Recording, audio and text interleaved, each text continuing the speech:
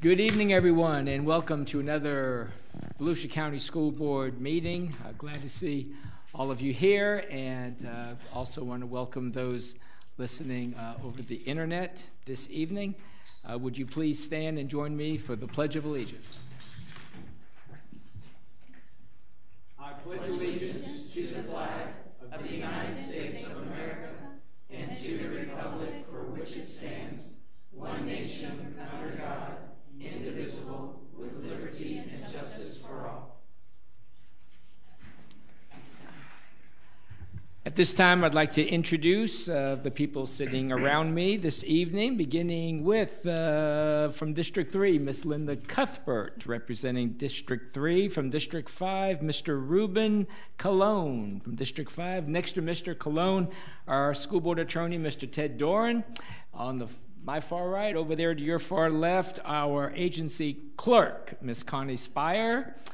Next to Ms. Spire, our school board representative from District 2, Ms. Jamie Haynes.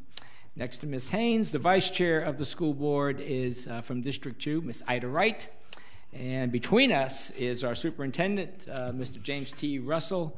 And my name is Carl Persis, and I am the chair of the school board, and I represent District 4. Items for approval on this agenda this evening are 2.02, 4.01, 4.02, 5.02, 6.01, 15.01, 16.01, 16.02, 18.01, 18.02, and 19.01.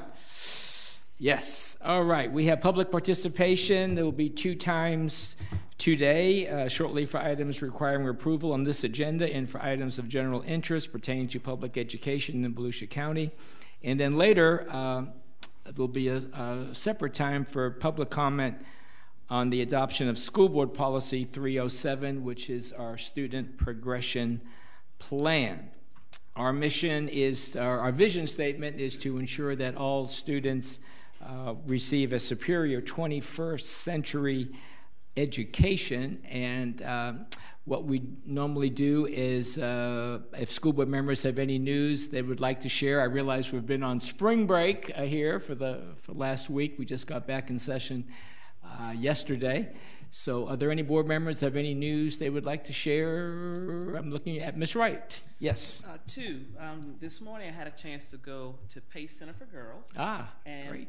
Bethune and some members of Links provided a Above the Rise, a stigma on HIV, and great presentation for young ladies. And then for lunch today, we had 5 students, 5 little girls and 1 young man from T. Small, who was honored at Bethune for Women's Month in honor of our founder and her 5 little girls and her son.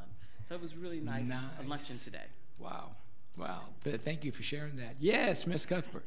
I just want to say thank you to all the teachers, elementary and middle school teachers, who participated on an ISE day right before, the Friday before spring break. It was March 15th, Friday, and they participated. It was at our fitness festivals. The elementary students were at Spruce Creek High School, and middle school students were at Silver Sands. I did get to go to Spruce Creek High School. It was definitely organized chaos. I want to say congratulations to all the coaches.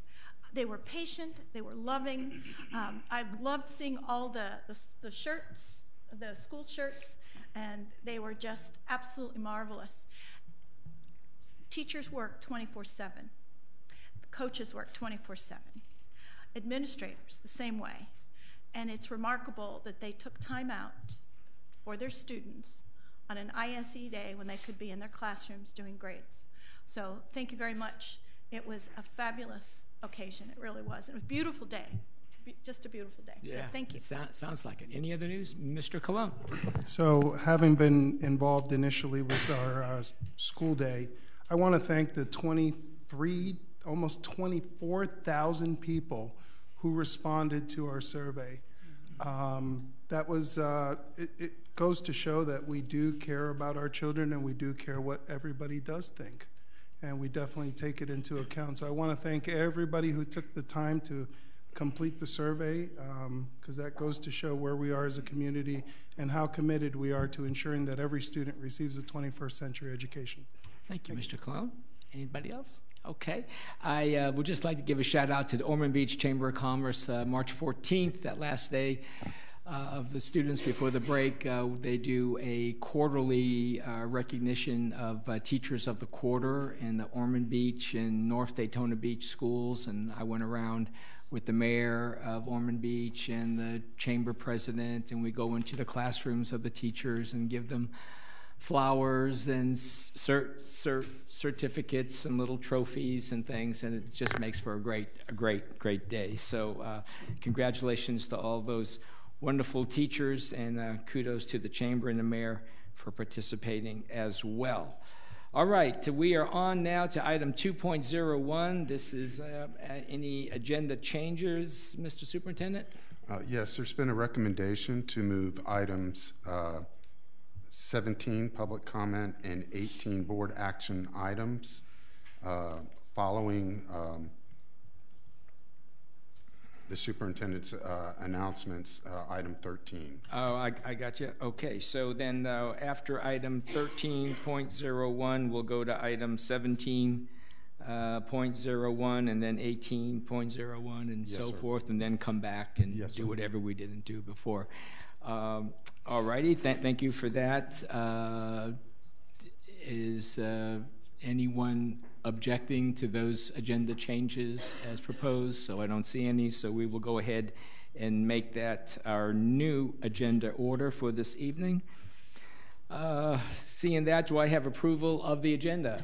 Motion to approve. Thank you, Mr. Colon. A second. Thank you, Ms. Wright. All those in favor signify by saying aye. Aye. And opposed, and the agenda is now approved. We have a public participation time concerning items on this agenda, items of general interest pertaining to public education. Board members will not be responding at this time. Do we have any cards this evening of individuals? I will say that when you come up to speak, at this moment, we don't have the 3-minute timer that you all can see. Connie does keep the time there, and we will also be alerting you when it's 30 seconds left, so I'll give you some idea. Eventually, we'll have the timer here so everyone can pace themselves a little bit. So let's begin with Ms. Cottrell. You are number one.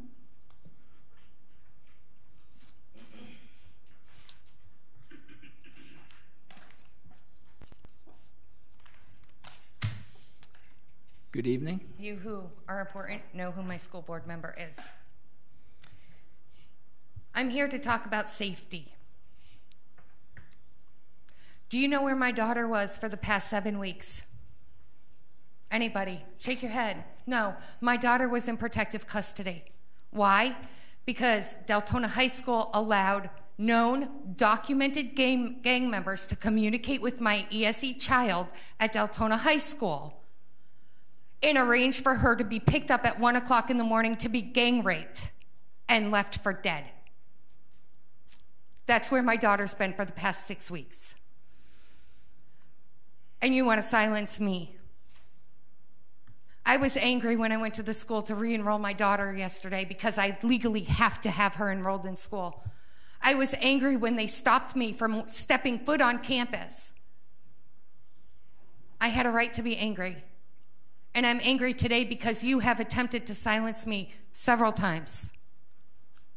Ms. Cuthbert has attempted to silence me.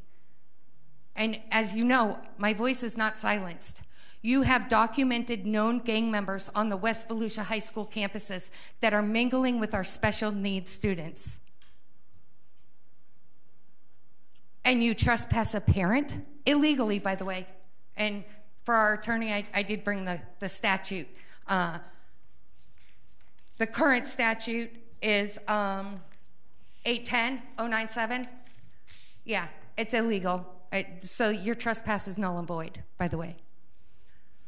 Number two, I want to know what you intend to do with my children who obviously are not safe on Deltona High School campus because the administration does not care. Because the administration refuses to work as a team member with the parents. because they just don't care. Because students are allowed to be taken by adult men to the backfield and raped. Because let's call it what it is, guys. It's rape. And you sit here and do nothing. I have been coming here for months begging you to straighten up the West Volusia schools. I busted my rear end at the elections to ensure that we had a school board member that I believed in. And yet, this is still happening. Mr. Russell, I've asked you for appointments multiple times, and you have failed to give me an actual appointment time. So, based on the current Florida law, what occurred today at Deltona High School is null and void. That is on the record. And your attorney can read it for himself. I was invited, and I did not do anything to deserve that. Thank you, Ms. Cottrell. Our next speaker is Cynthia, is it Lenhoff? Yes. Good evening. Good evening. I'm sorry, I feel like my issue may not, or concern, it's not really an issue, I guess. You can sit down and make yourself comfortable. Urgent as this and lady's. Pull the microphone as close as you can to your. I said I feel like my concern is not as urgent, but I will go ahead and just bring it to your attention. My name is Cindy Lenhoff, and I'm in Volusia County. I've done that for almost 2 years in 3 different locations. My background is I retired after 36 years working for a private early care and education company, which included an administrative position as well as a teaching position. My administrative position included overseeing 77 locations for the VPK program, among other things, but I just thought that might shed a little light. And when I retired to spend more time with my grandchildren that were being born and my family at home and not travel as much, I decided that working part-time would be good, and for a variety of reasons, and I'd heard about the extended day program. So I applied and took several weeks, but I was finally hired. And I think this is a much needed program. I'm glad that Volusia offers, this program at a reasonable cost. Unfortunately, there is a big concern. I think that I could honestly say a lot of people working in the program, might not be able to come and tell you this. I took off at 4:30 today, which was a burden for the person that I'm working with, but she understood.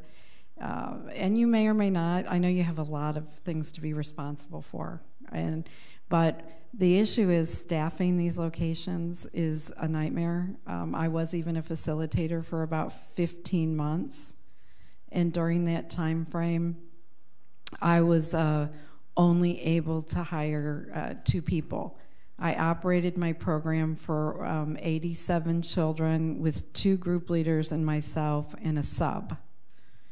And the main concern, and I did address this through your Human Resource Department, which does not seem to be real interested in EDEP. In fact, I think I became a little bit of a pest. I also addressed it through Terry Hauser, who was my supervisor, because having been in a business where we had to recruit people to work in preschool and VPK, the efforts to do that are so minimal. And I kept saying, there's got to be early retirees like me out there, but they don't know these jobs exist. They are only listed on the websites for the schools. And the ad appears for 5 days, it goes away, you have to re-request it. The programs are so understaffed that I believe children are at risk. And I just beg you to look at other ways to recruit. I mean, there are agencies out there. We'll have to leave it at that, okay? Okay. But thank you so much for taking the time to come. You're welcome. A resolution recognizing the month of April as Child Abuse Prevention Month. Presenter is Ms. Kim Gilliand, Director of Student Education Services, and hi, and just introduce yourselves and your titles so people on the internet will understand who's speaking. Thank you. Good evening, Chairman Persis. Are you here? Okay. Yeah, bring it in closer, a little closer. They're looking. Hold it. Speaking of technical issues, I do want to thank you guys for getting that timer up. Who was that? Mike in the back? Mike always takes the credit, though. I don't know. Is it really Mike or is it someone else? No, Mike. Thanks very much. That timer was beautiful. So, good evening, Chairman Persis, Superintendent Russell, board members, and guests. I am Kim Gilliland. I'm your Director of ESE and Student Services. And it's my pleasure today to introduce one of our proud social workers for Volusia County School District. She is here today to share some important information regarding child abuse prevention. There. Just in time. Go ahead. Yeah. Good evening, Chairman Persis, members of the board, and Superintendent Russell. I'm Crystal Eubanks, as she said, school social worker, and I'm here to highlight some important information about Child Abuse Prevention Month. April is National Child Abuse Prevention Month, a national campaign designed to increase awareness of child abuse prevention efforts, and one of the vehicles for Florida's statewide coordinated effort to highlight programs and activities that promote healthy child development and prevention of child abuse. As mandated reporters in an educational institution, we play a vital role. The abuse and neglect of children can cause severe, costly, and lifetime problems. Every child has the right to be safe, healthy, educationally, and developmentally on track. In fiscal year 2018, which runs from July 2017 until June 2018, Volusia received 6,478 new child abuse reports. That's an average of 540 new investigations per month, which was a decrease from the previous 2 years' data. On average, there has been 469 children removed in Volusia County over the last 5 years. The leading cause of removals over the last 3 fiscal years have been attributed to parents' drug and alcohol abuse and domestic violence. It is so important that we make our students a top priority and take action to support the physical, social, emotional, and educational development and competency of all children. Each year, our student services team ensures that our school personnel receive the most current child abuse trainings. The Department of Children and Families, Community Partnership for Children, Children's Home Society, and many more local agencies will be hosting a child abuse prevention block party in Volusia County. There are several activities planned within Volusia County. Friday, April 5th, is Wear Blue Day for Prevention. The Child Abuse Prevention Block Party will take place on both the east and west side of Volusia. The events are planned for April 9th at Earl Brown Park in DeLand from 5 to 7, and April 10th at Holly Hill City Hall from 5 p.m. to 7 p.m. Thank you. Superintendent Russell, please consider recommending April to be recognized as Child Abuse Prevention Month. Thank you. Thank you for that nice presentation as well and that information. Mr. Superintendent? The superintendent recommends approval of Resolution 2019-13, recognizing the month of April 2019 as Child Abuse Prevention Month. Thank you, Mr. Superintendent. You've heard the recommendation. Do I have a motion? So moved. Thank you, Mr. Colon. And the second? Second. Thank you, Ms. Haynes. And just wanted to just read something off of the proclamation that, just cannot be emphasized enough, and that is where it says, whereas every child has a right to a safe, healthy, and happy childhood where they are educationally and developmentally on track. Just sounds like it's a given, but as you just said, what was it, over 100 and how many each month did you say are taken? Over, on average, there are 469 children that are removed from their families. That's so sad to hear. All right, you've heard the motion. We have a second. All those in favor signify by saying aye. Aye. All those opposed, and the motion passes unanimously. Thank you again, and thank you for what you do for our children out there. Our next resolution is item 402, Resolution 219-14, recognizing April are coming forward. Please introduce yourselves and your titles and take it away. Thank you. Good evening, Chairman Persis, members of the Coordinator for Student Government Relations, and I'm here to introduce our SEL specialist, Justin Lapomi, who joined us in the fall and has really taken our social emotional learning program to new heights. We are celebrated as one of the top districts in the state of Florida when it comes to SEL implementation in just a short period of time. We really started that implementation over the last couple of months in August when we brought 10 of our SEL TOAs to our district. Since that time, we have been able to hold over 243 community referrals, 370 family interventions, 804 small groups, 1,500 classroom SEL lessons, 1,700 educator consultations, and over 4,700 individual student sessions when it comes to SEL. We are the first of its kind in celebrating SEL Week, and Justin is here to bring a proclamation to you. Good evening, Justin.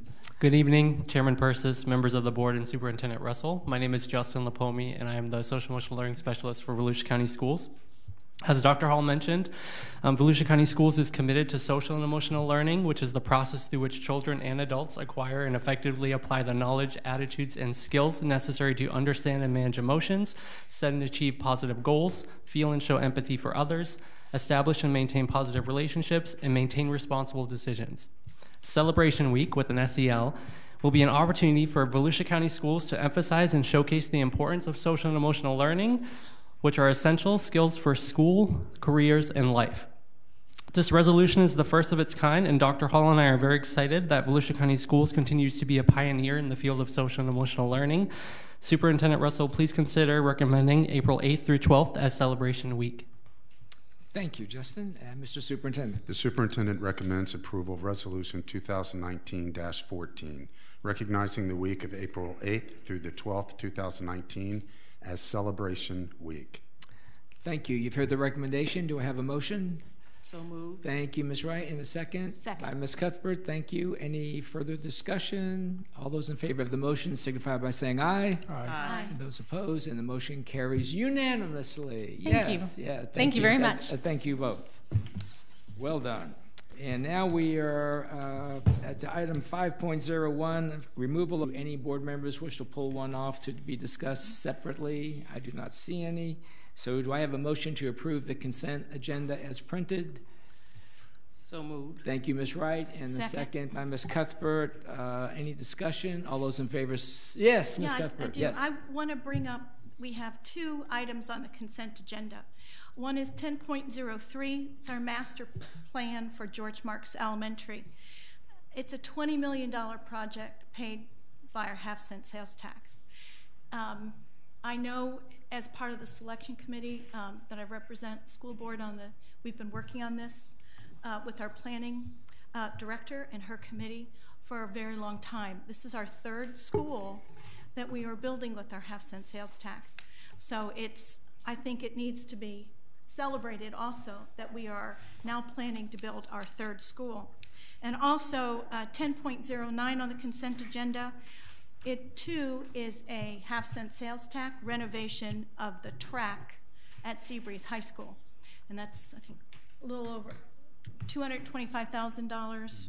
So this is what the half-cent sales tax pays for, and a lot of times people don't see it in our consent agenda. I just wanted to bring that up to make sure the public understands where their money's going. So thank you very much. It's nice to celebrate.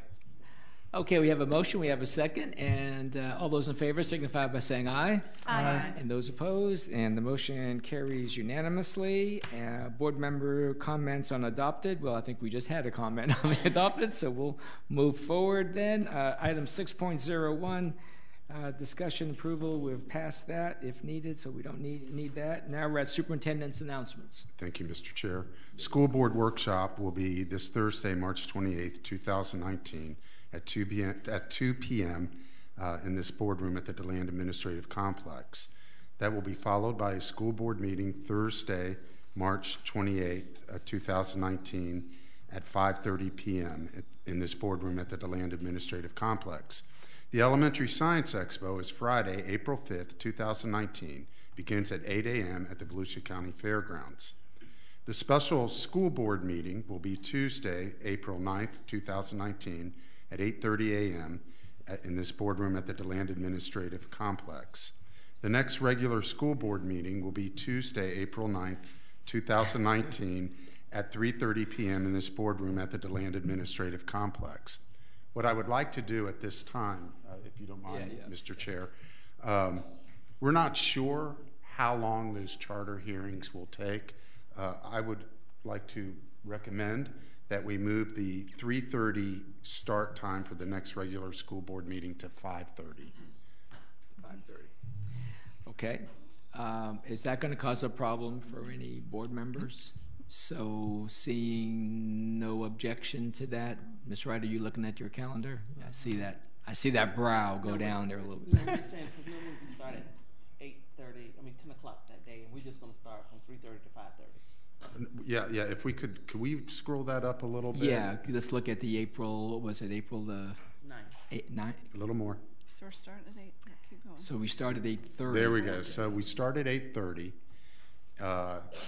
and then the board meeting to follow was to be at 3:30. I'm just saying move it to 5:30 just fine. To give us time. Yeah, because, Ms. Wright, as you all know, and Ms. Cuthbert knows, we have no idea how long they could take, and then we do want to give ourselves a bit of a break and not just jump right into a meeting. So that gives us a little bit of wiggle room. And did you mention, of course, Thursday, our meeting, March 28th? Yes. You did. Okay, great. Okay. Well, then, thank you for that update. And now we're going to be moving to 17.01. This is a public comment. If you have any comment about School Board Policy 307, our student progression plan, that's what the board is going to be discussing next, which is item 18.01. Are there any cards, Ms. Schultz, for this? Okay, then that public comment time will be considered finished, and we'll move on to 18.01. Mr. Chair, these are the excuse me. Quick question: do we need a vote for moving that meeting time from 3:30 to 5:30? We just asked if there were any objections, and there were none, so we're good to go. We're good. Okay. But thank you for asking. And now we are on to the student progression plan. So, Dr. Hall, you're going to put on another hat and come forward here.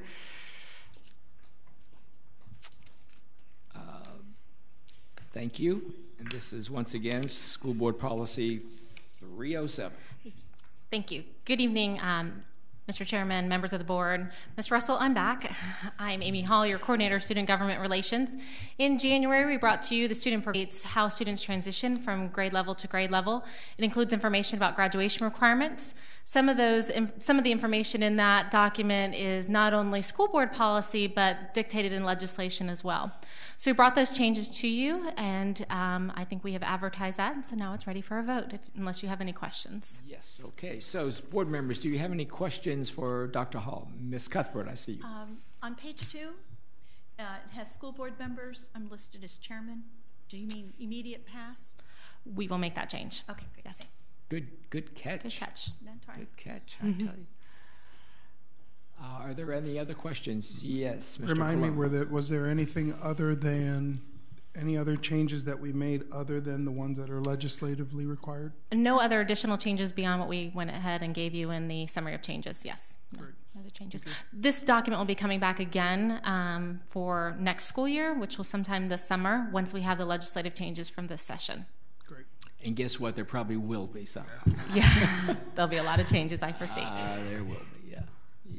Ms. Wright, Ms. Haynes, any questions, concerns, everything? Okay, so at this time, we need board action then to move forward. Mr. Superintendent? The superintendent recommends adoption of the amendments to School Board Policy 307, the student progression plan. Thank you, sir. Do we have a motion? Mr. Chairman, I move that we adopt the amendments to School Board Policy 307.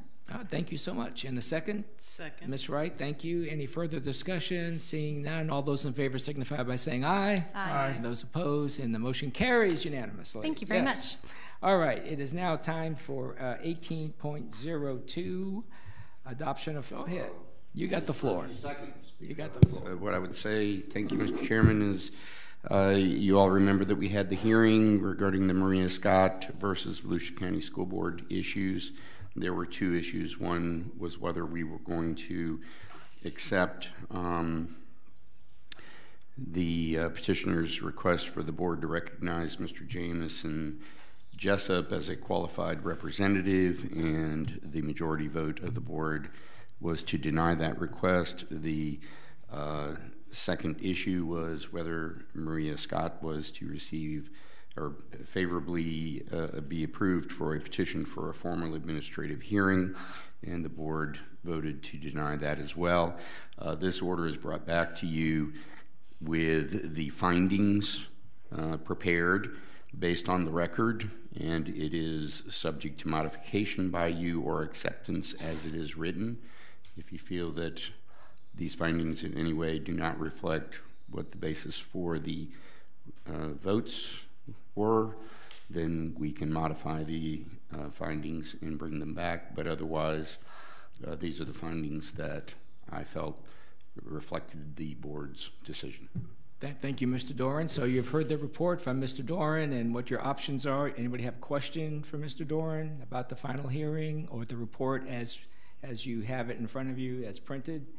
So then if I don't see any questions, do we have a motion to accept this final report? Ms. Cuthbert? Order. Yeah, Approve the order. To approve the order. Okay. Mr. Chairman, I make a motion that we adopt this final order regarding Maria Scott.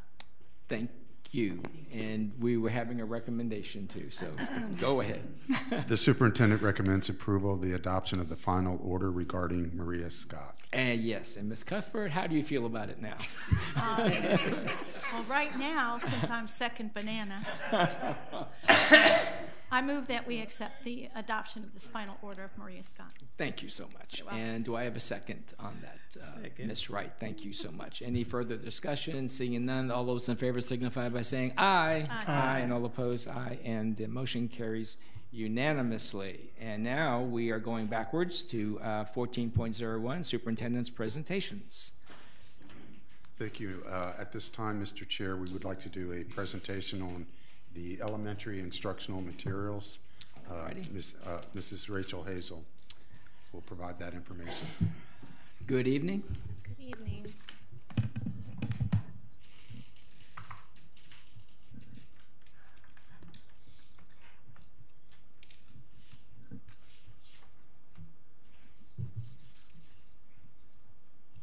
Just pull the presentation up.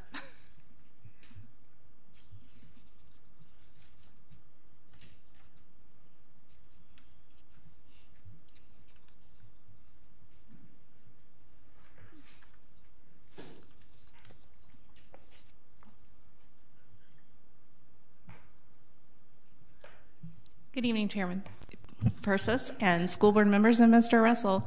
I'm pleased to present with you the findings from the instructional materials survey.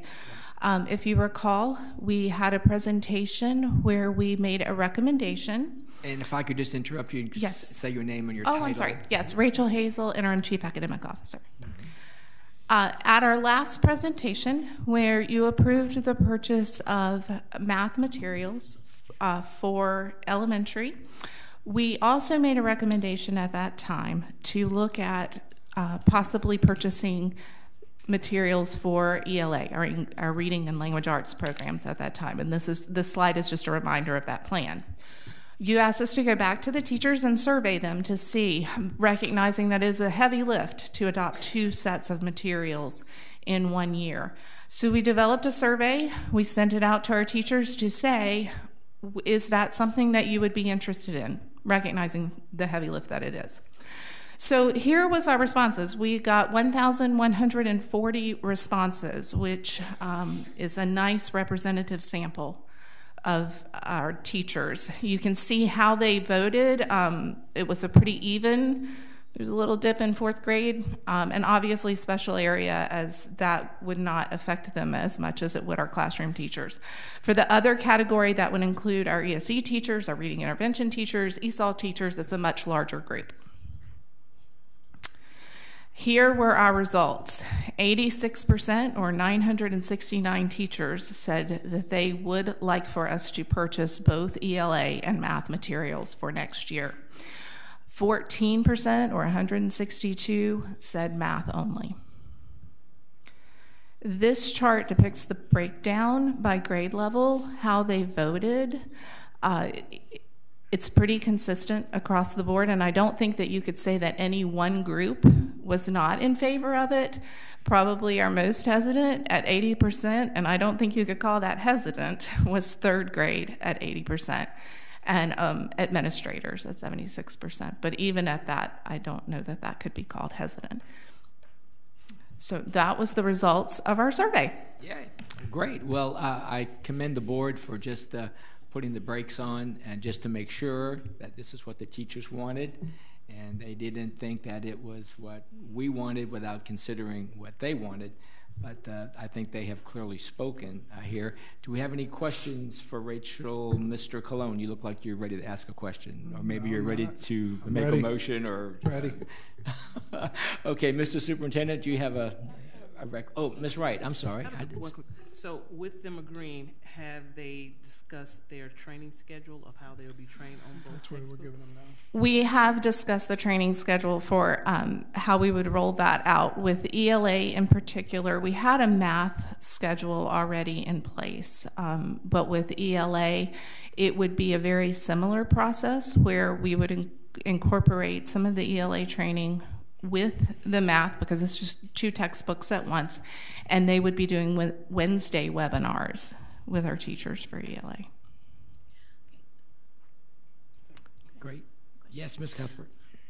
Is it school-based that they could use it? Or can they alternate? Do they have to use the textbooks once we adopt them, or they can use the modules? Can they use their own resources? Our recommendation would be to use the textbooks. All of our resources will be geared towards the textbooks. Our curriculum maps would be geared towards the textbooks. Now, for ELA, the way we had our modules written, social studies was embedded within our ELA modules.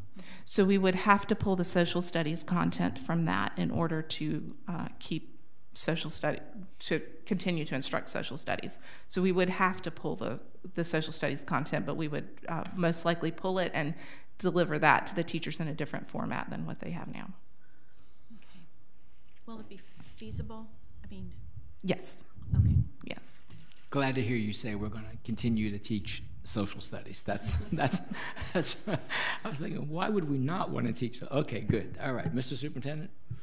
Did you want to touch on the ELA committee and their work that they started immediately? Right. Right. So what we had discussed, they did start meeting prior to spring break. The committee met. They reviewed materials. We got some very positive reviews, or I did anyway, some feedback from the committee members about the different materials that they reviewed. They reviewed Core Knowledge, Wonders McGraw-Hill, and Ready Gen from Pearson. This week, actually today and some of tomorrow, the materials should start arriving at campuses, samples of all 3 for the teachers to review. All 3 publishers are sending, just like we did with the math, exactly what we would be purchasing. And then on March the 29th through April 17th, the teachers will have an input survey available. And we have suggested to principals the times to allow time for that, possibly during PLCs, faculty meetings, or some sort of time so that they can review and fill out the survey. April 2nd through April 9th would be public input. In each district, we would offer that public input. And then on April the 18th, the selection committee will meet again to review the teacher input and to make a final recommendation, which would be brought to you on April the 30th. Sounds good. Yeah. Ms. Cuthbert. Excuse me. Yep. Is there going to be, who's going to be writing the curriculum maps? I mean, are you going to wait a semester or? Well, once we know the selection, we'll be able to take that, and our team is ready to start working on that immediately. Depending on what we adopt, some of the materials are already in use by other counties, so we can contact them to see, to get some ideas from them. If it's not something, actually all 3 of them are in use in counties in different forms, so we could contact them to to get some framework. But we do have our resource teachers, district resource teachers staff, know their assignments for the summer, and we would be able to possibly give them some more days to help us with that. Okay, is it possible, I know logistically it may not, excuse me, Mr. Chair, that if a teacher has a problem or a question, is there a phone number or an email that that teacher can contact for assistance? Absolutely.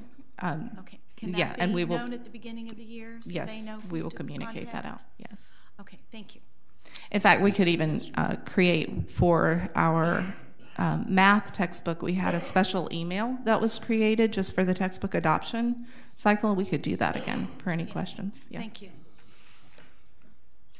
Okay. Well, thank you for the update, and I'm glad the response was so overwhelming. Me too. That's great. Great to know.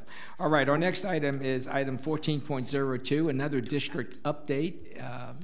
And this would be, is Dr. Hall coming back again? In company this time.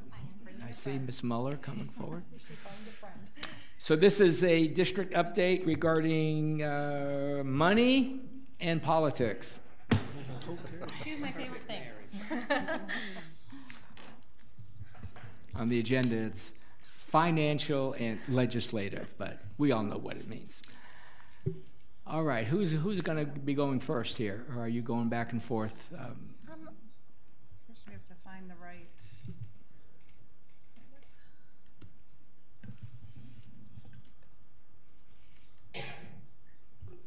There we go.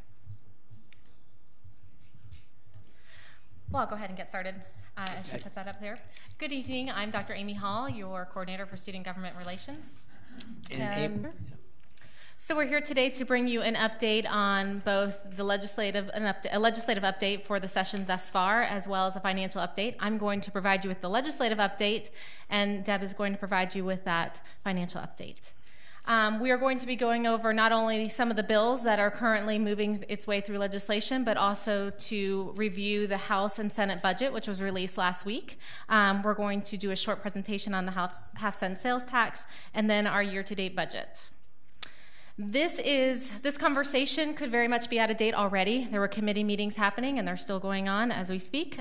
So although this information that I bring you tonight was up to date when we created it, it could very well be out of date as of right now. As of March 21st, our legislators have filed over 3,400 bills for this session, which is quite busy. 2,400 in the House and 961 in the Senate. Typically, we see a raise in the House because they do their appropriation request as bills, and that changed a couple years ago. Currently, Volusia County Schools is tracking approximately 1,400 bills, 900 in the Senate, 900 in the House and about 500 in the Senate. Of those bills, the odds of them becoming law are slim. It's just kind of how it works. We are tracking 11 possible train bills, one in particular which we're going to talk about tonight. So we will be bringing you periodic updates, and I will send you an Excel spreadsheet of all the bills that we are tracking in those departments that are kind of reviewing that legislation, just so that we're all make sure that we're on the same page. And Dr. Hall, for the audience, would you define a train bill?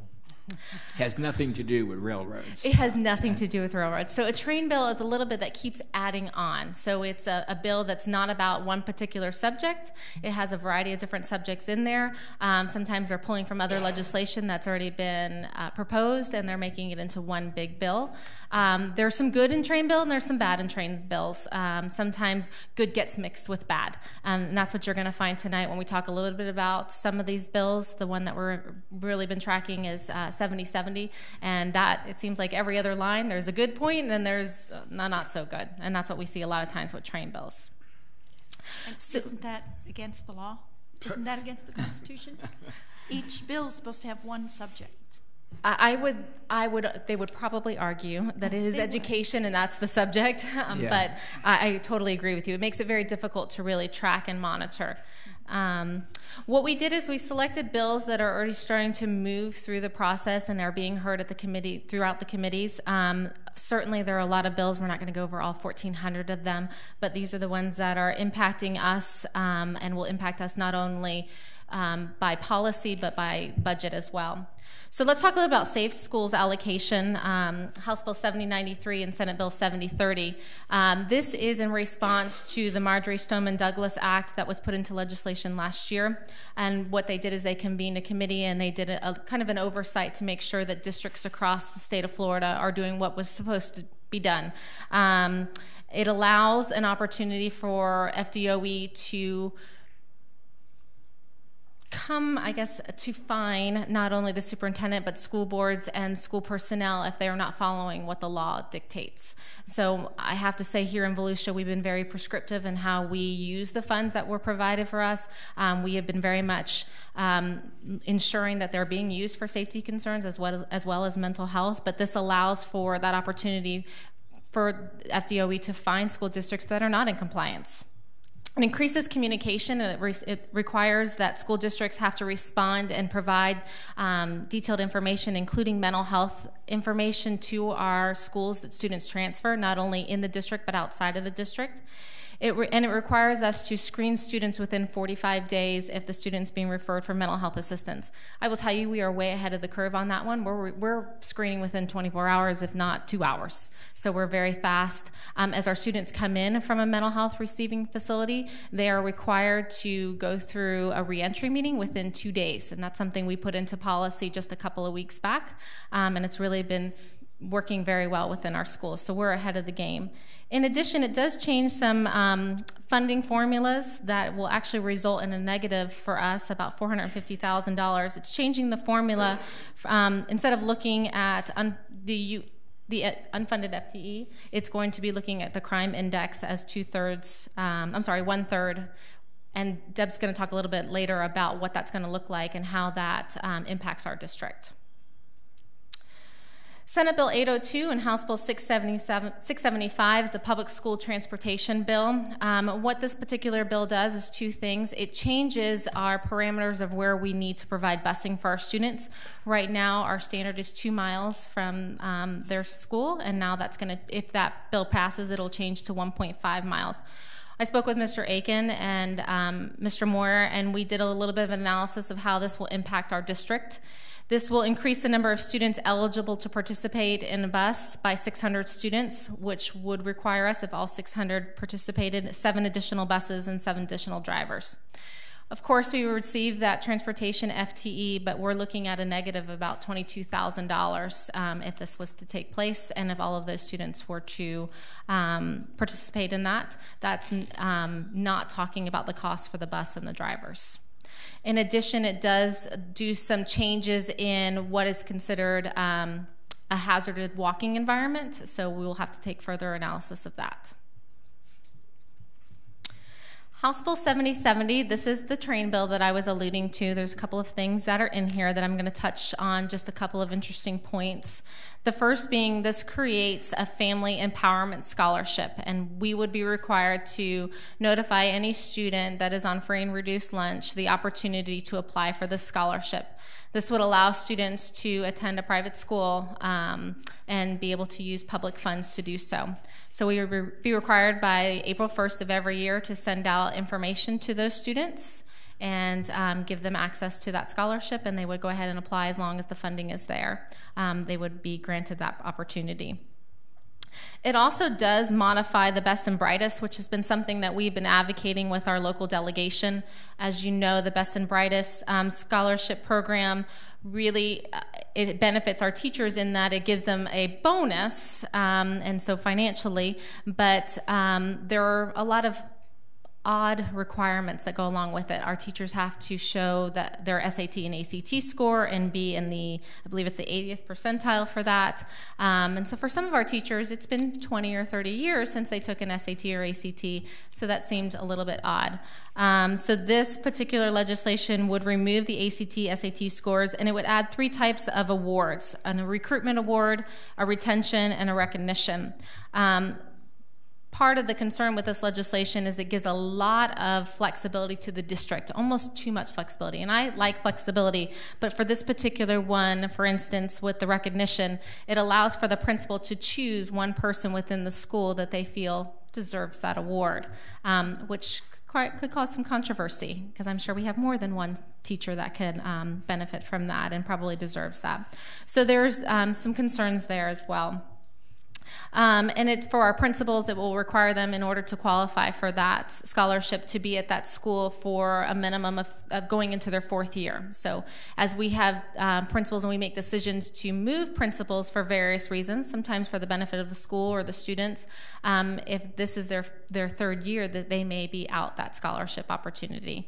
So there's some things that we have some concerns about. One is that just district oversight in terms of the Family Empowerment Scholarship, and the fact that we could potentially be losing some of our students that we really want to hold. We have heard through the grapevine that there's a possibility of some litigation that may, in terms of the Family Empowerment Scholarship, that this may be brought to litigation, so that remains to be seen how this will progress. In addition, in House Bill 7070, there's some teacher certification, and we've talked at great length about making sure that we can recruit our teachers, and some of the hurdles that we've had have been the general knowledge exam. So this legislation does give us a little bit of relief in that area. Right now, a teacher on a temporary certification has a year to pass that general knowledge exam, which is pretty rigorous. That will extend it now to 3 years. So that gives them a little bit more wiggle room, and hopefully that will help decrease some of the teacher shortage. The other piece of this was an opportunity to provide a mentoring program. So we would be able to mentor a teacher that is struggling with the general knowledge, provide the tutoring and help them. And after 3 years, if the principal felt the teacher was successful in the mentoring program, that perhaps they would be waived from the general knowledge exam. So again, I like the flexibility, but a little concerned about the arbitrariness behind if the principal chooses. So that remains to be seen as well. And then this is something, our educational plant survey, this is language that was added towards the end of this bill, and this is something we've been talking to our legislators about, our delegation, and this would allow us to build schools without compliance with the cost per student station. So this is something that we as a district have really struggled with, so this would be a benefit for us. So as you can see in House Bill 7070, there are good and there are bad. And finally, in this one, the school improvement in schools of hope. This particular piece of the legislation talks about providing $500 per FTE for schools that are in the local turnaround plan. So as schools are in that second year of getting a D or an F, that they are able to go into the local turnaround plan option to help mitigate some of the issues that are happening, and they would be giving us $500 per FTE. This does not help any of our schools, which we currently don't have, that would be utilizing the external operator. No additional funding is there. So currently we don't have any schools that fall into that EO. There's a potential for the possibility of maybe 2 of our schools that might qualify for the turnaround, but we don't anticipate that. We believe that all of our schools are going to be straight A's. House Bill 5101 is very similar to House Bill 7070 in terms of the best and brightest. So this is the House version, and it too removes the SAT, ACT requirement. It actually goes as far as to indicate the amount that would be allowed to a teacher. So it would be $2,000 if they are highly effective and $1,100 for effective. $5,000 for principals that are at a Title I school, and $4,000 if they're at a regular school. In addition, in 5101, there's a little bit of language when it comes to DCD, and as you all will remember, in the last legislative session, they talked about convening a study, which that did occur, and that study has been brought to the House and to the Senate to be reviewed, and one of the recommendations was to convene a committee to really address and make sure that we are being equitable and formulating an equitable formula that's using district wage level index. You're going to see later on, Deb's going to talk about a DCD bill. This language is just slipped into 5101 that doesn't capture everything. That's what we were looking for. House Bill 5101, again, a continuation, does add some flexibility when it comes to reading instruction, and it removes the requirement to fund an additional hour of reading for our lowest 300 schools. It really is a word change. That's all it really is. It turns a shall into a may. And so that just allows districts across the state to provide some flexibility and make some determinations. And all that, that's all that really the change is.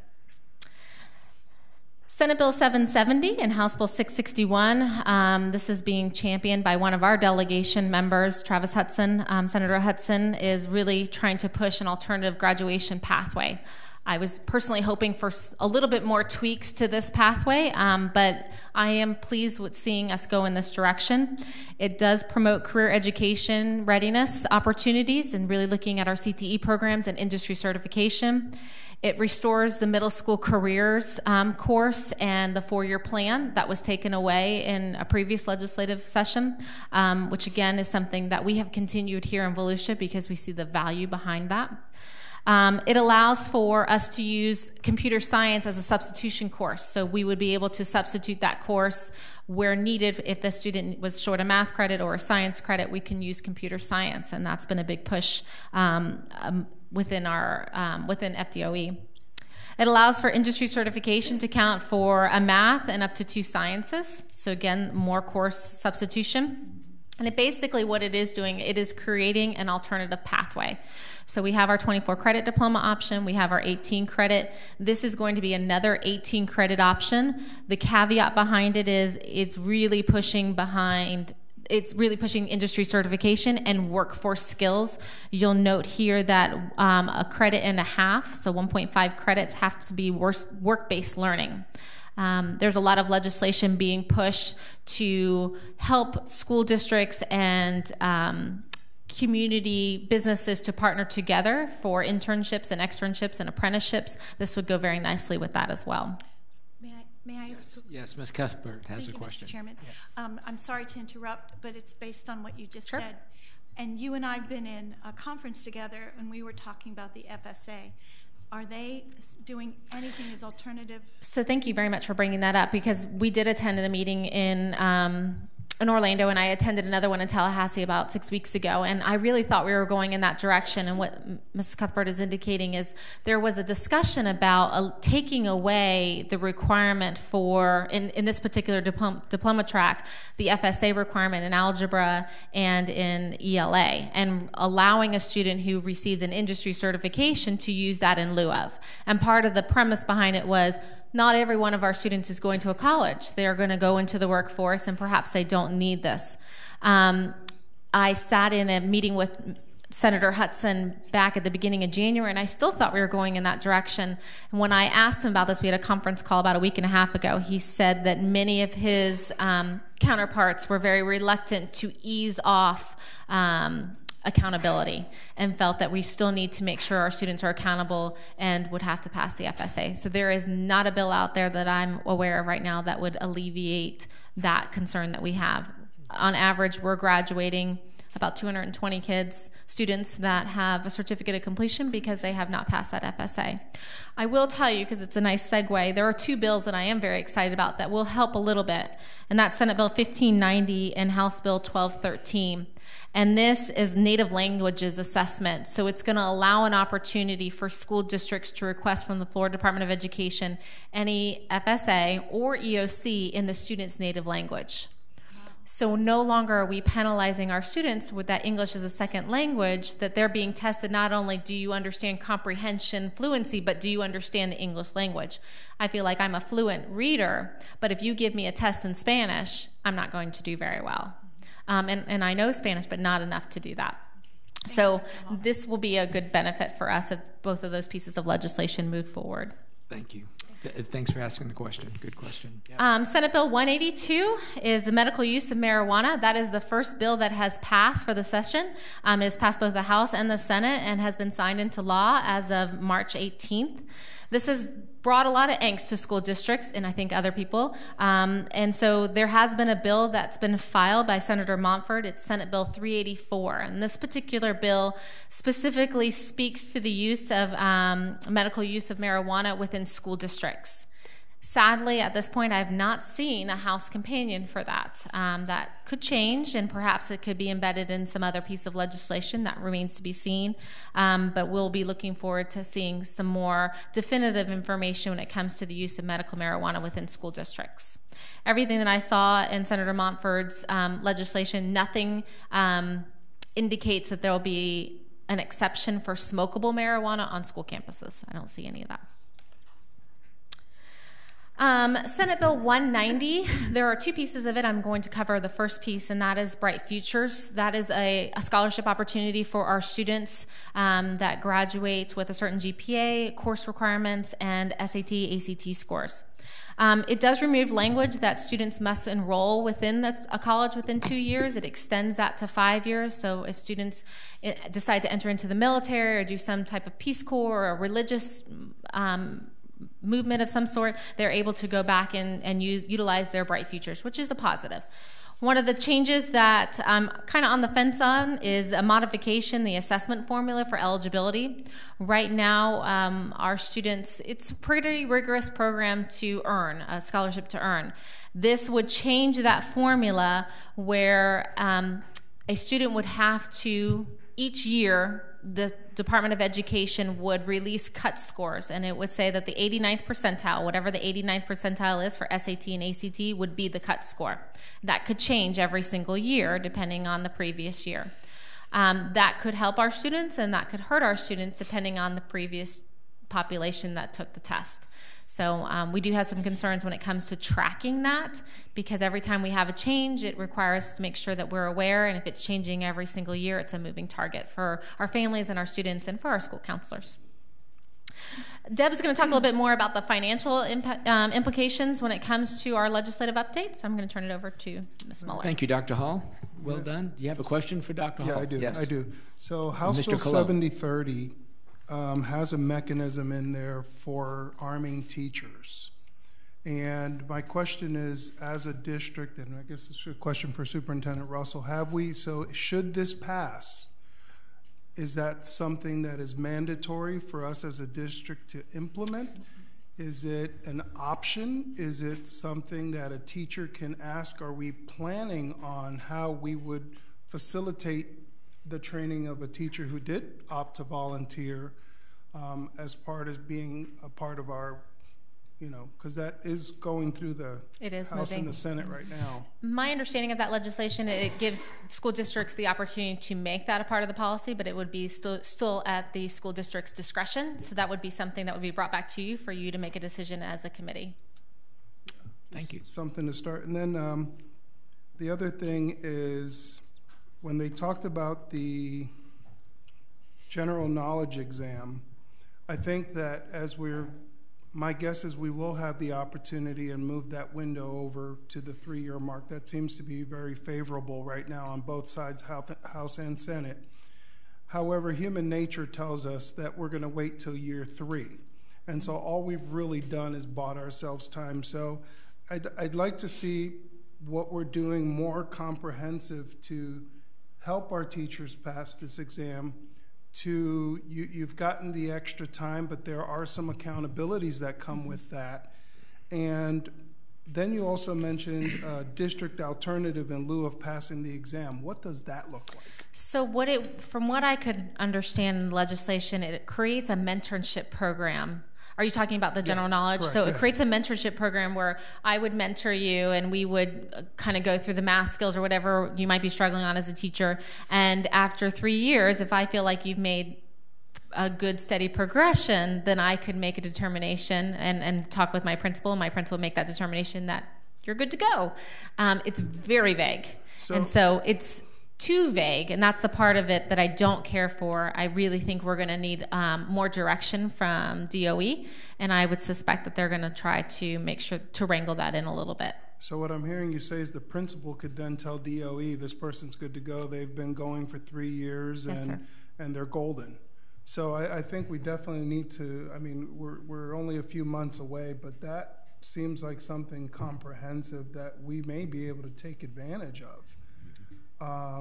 But we almost need to start planning that now and what that would look like. And somebody may opt to take the extra help and pass it in a year and not have to see someone's face for 3 years, and knowing that you're at their mercy at the end of 3 years. Or you can go through that. Math is not your forte, and so you'll go through whatever steps you need to in that mentoring program. But I could see that as an opportunity. I mean, proposed legislation, they're not into law yet, but that one there I've been following, and it's going to be favorable. And I think that the longer we sit on that, we're going to miss the mark on that. Thank you, Mr. Colon. And Ms. Muller, are you ready to go? I am. Thank you. Again, in Senate Bill 190, there's the language that addresses the funding compression allocation. And I know that I have come to you before and said my concern with this was that there was an expiration date of July 1st, 2019 in the legislation from last year, which made it a non-recurring funding source. And since we received almost $4.4 million this year, if that were to be eliminated, that would be right off the top of any new funding that we received. So I was glad to see that it strikes the expiration date in current statute and allows for funding for the districts, again, whose average total per student funding is less than the statewide average. And there are additional parameters that are in the implementing bill. The unfortunate piece is that the House did not include that in their budget. They completely eliminated it. So at this time, it may or may not be continued, but we'll have to wait again and see on that one. Then in House Bill 1031 and Senate Bill 1284, they address the district cost differential, and as Dr. Hall had said, that they had the study done on the DCD formula and suggested that a committee be formed to study it and to come up with a new formula. So this does address this somewhat, but it doesn't go far enough from my perspective. It would provide no change for this year, upcoming 1920, and then it would require DOE to develop and calculate the wage level index by January of next year, and then it would be implemented in 2021. But all it does is require them to consult with stakeholders. I mean, certainly we would hope that a committee would be formed, but it also requires them to use the 3 years of county level and occupational level wage data. But it doesn't limit inclusion of other data. So we know the current formula added that amenity factor in, and so, will they take this opportunity to add other factors in there that may warp it again and really not help us going forward. So again, the future's unknown at this point until we see what that does look like. But it is positive that they are including school districts and economists and statisticians in the legislation to be consulted on this. The other item in School Board or Senate Bill 1198 is the School Board Fiscal Transparency. And there was actually legislation last year that addressed this.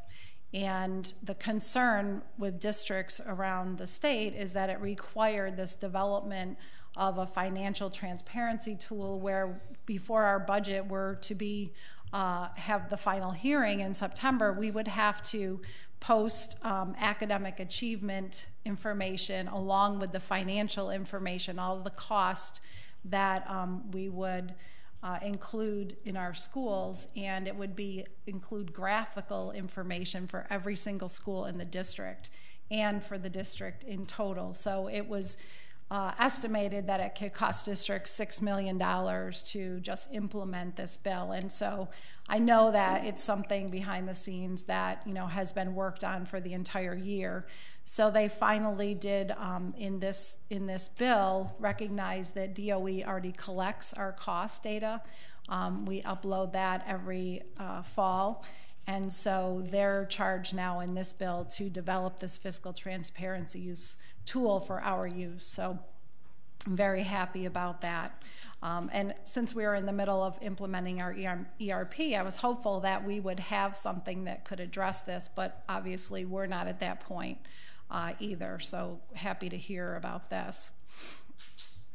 Now the House and the Senate budgets, the statewide amounts have been released, but we haven't gotten the detail of the Senate budget yet. We've only gotten totals. So what we did here was just take the Senate and the House budgets in total statewide and compare them to the 2018-19 third calc. You can see where the increase in student population, the unweighted FTE, is about 13,650 students. Our district, as you'll see when we compare Volusia numbers, that ours actually shows a decrease, a slight decrease. And there's a difference of $111.06 between the base student allocations from the Senate to the House proposal. And what we're looking at really as we go through this is just noticing that the Senate budget is really much more generous than the House budget. So kind of considering that the House proposal would be our worst case scenario, but it really is a bad scenario for our district. So we really, will like to see that it moves more towards the Senate. In the Senate bill, they added more money for safe schools, while the House kept it at the same level as this year. In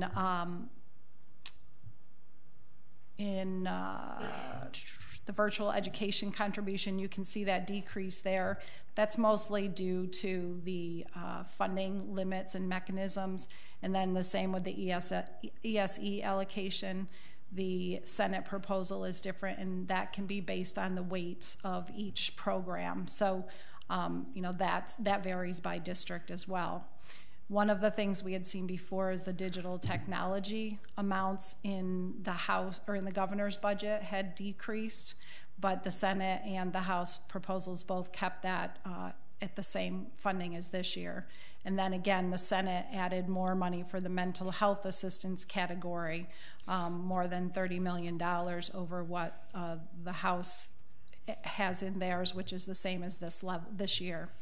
Again, the best and brightest allocation, which I think really sticks out here, where you look at the 2018-19 third calc, is zero, because they're bringing the best and brightest money into the FEFP, which makes it look like they're providing us a lot more money, but it really is a pass-through, and it's been in the budget. It's not a new source of revenue.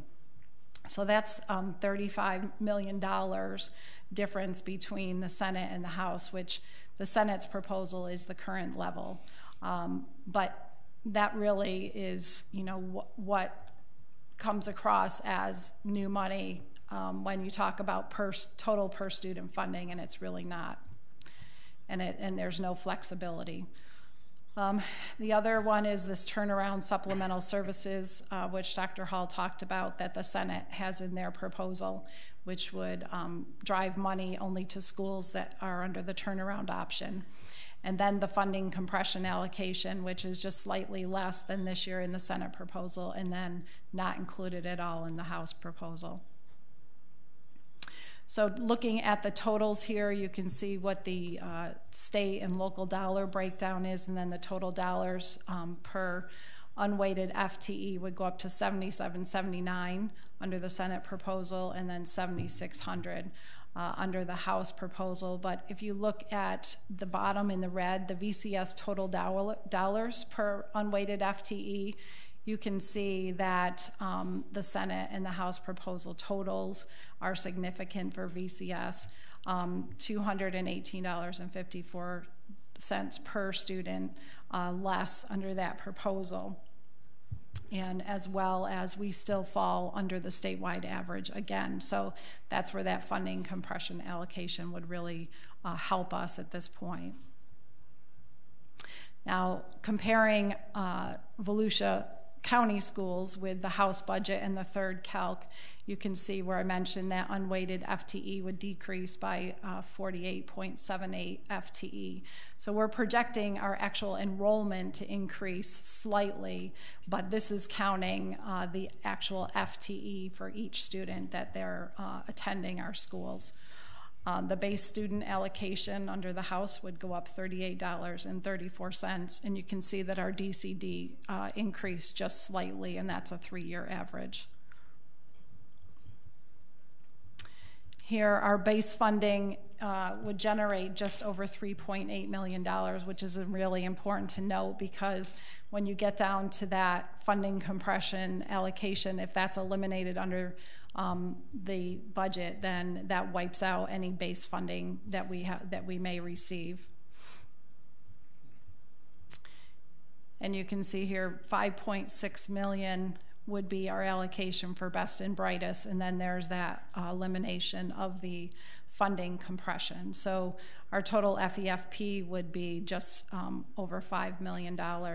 So it really is a bleak picture, and I hate to be the bearer of bad news, but again, still being hopeful that we've just started the session and that things will change.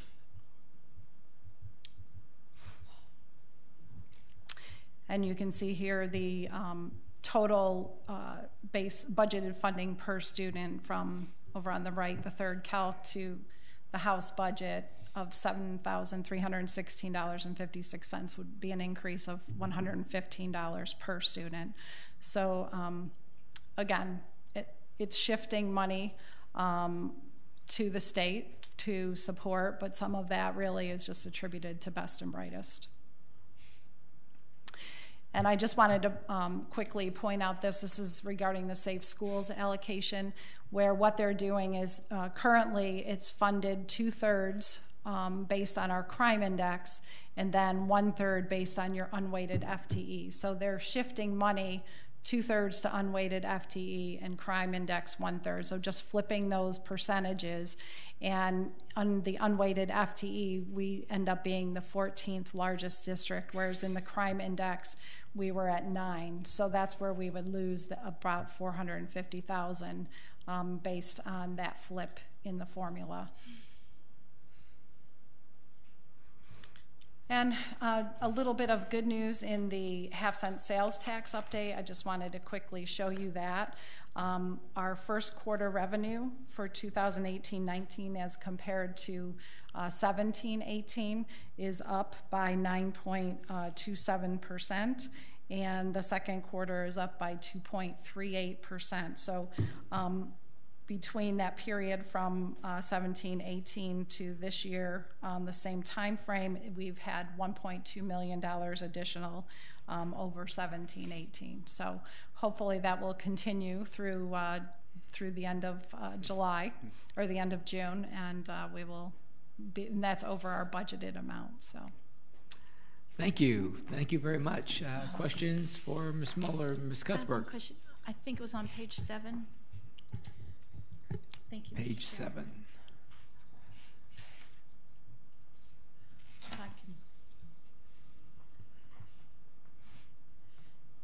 We're talking about the Family Empowerment Scholarship, and it has to do with Title I children. It has to do with children that are on free and reduced lunch only.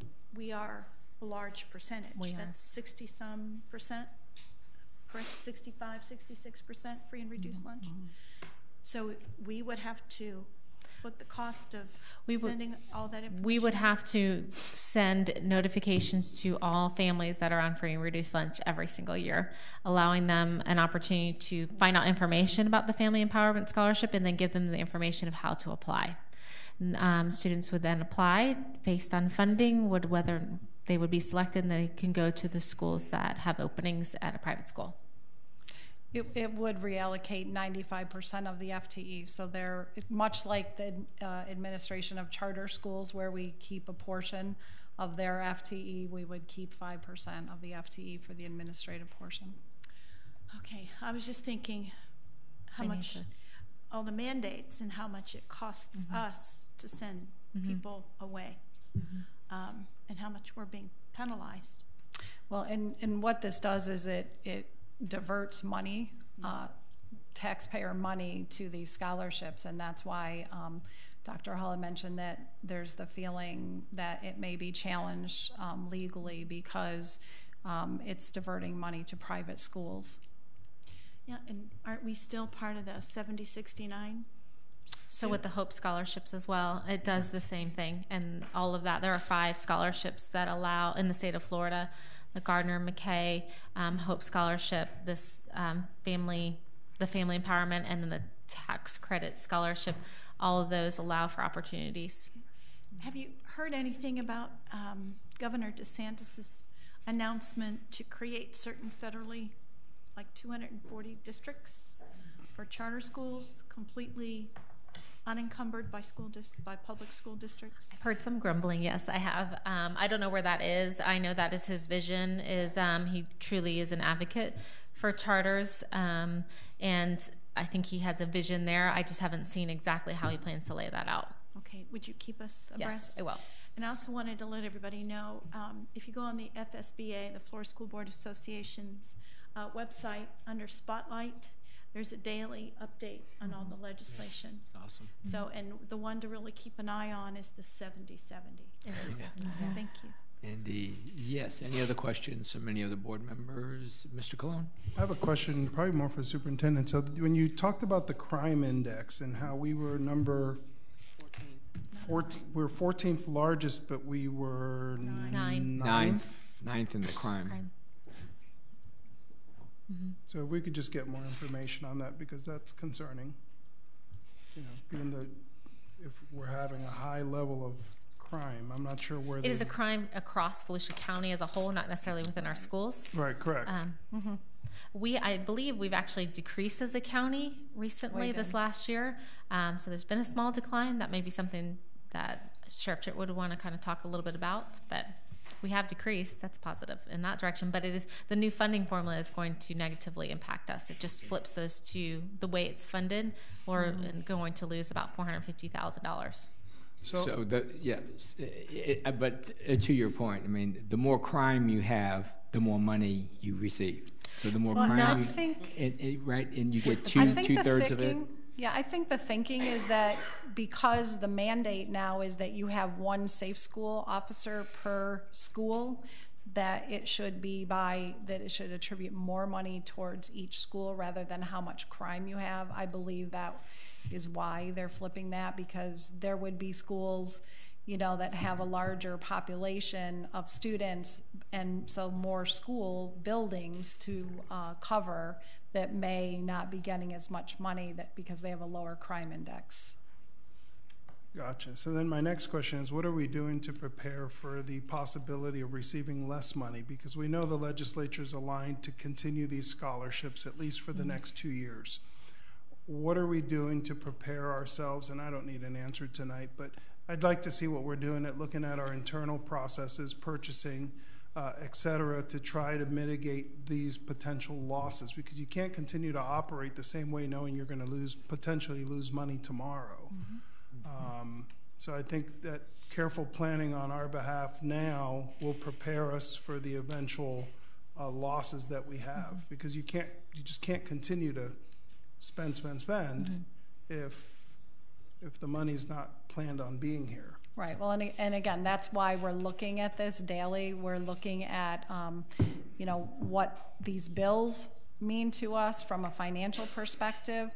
The other thing that, you know, I didn't put in here, but that the FRS rates, there's a bill that always establishes what the new FRS rates, and that's increasing. And in looking at that, that'll be about a $700,000 increase. Now that's our Florida retirement system, so that's the contributions that the district has to make. This year, it cost us about $1.1 million, and those are actuarially determined, and you know, we don't have control over them. It's based on the recommendation from the plan to the legislature.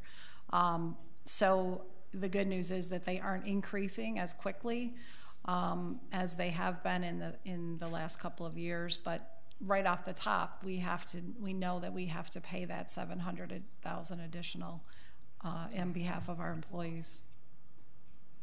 Okay, thank you. Thank you. Any other questions? I don't see any, so we thank you both for your presentations. Thank you.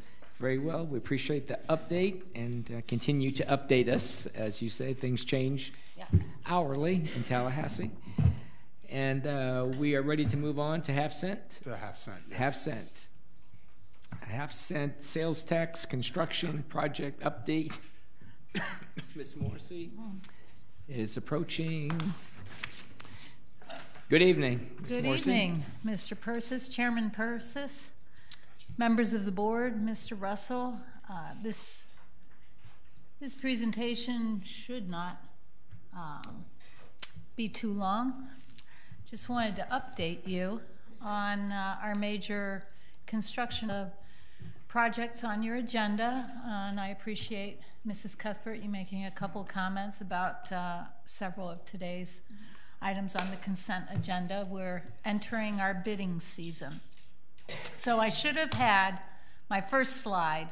I should have had a slide on Pearson Elementary with a stamped completed yes. on it. Yes, yes. And I didn't think to do it, but one piece of news that I just learned today, we were just notified today by Duke Energy that we will get a $17,000 rebate check from them due to the air conditioning equipment that we installed. So, DeLand Middle, I think I mentioned this in the March 12th workshop. This is a what we consider a major project. It's not a half-cent sales tax project, so to speak. It's funded with the LCIF monies, a little bit of half-cent. Major project, a campus-wide renovation of our HVAC system, including the new chiller plant, ceiling and lighting in all rooms.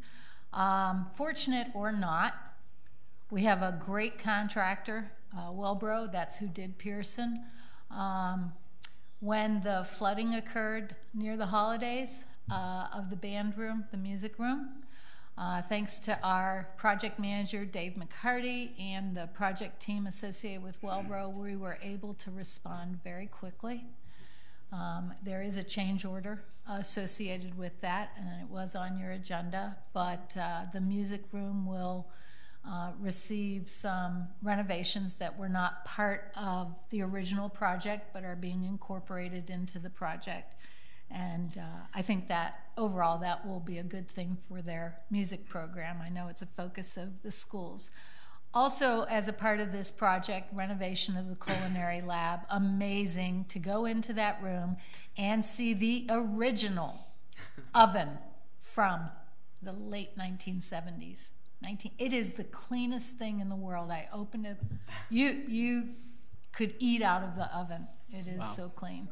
Miss Morrissey, if I could just interrupt you. This is all good news stuff that you're going to be sharing here. And I'm thinking, as we're going through these slides, like that one right there, is that a slide that you could give to DeLand Middle School for them to post on their website? Sure. I mean, just things like that. Your tax dollars at work, and great idea. Each school could get something to share. Yeah, go ahead.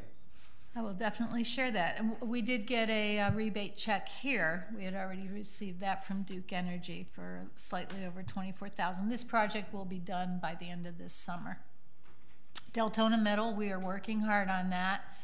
I'll tell you, these big projects, they're getting more complicated. And Deltona Middle is not an easy project. We had one of our project meetings this past Monday. We're focusing on civil engineering issues. It's a very tight site. We've talked about that. Occupancy during construction is problematic. It's got a relatively high water table. We've got some wetlands on site. It's tight. We'll work through it.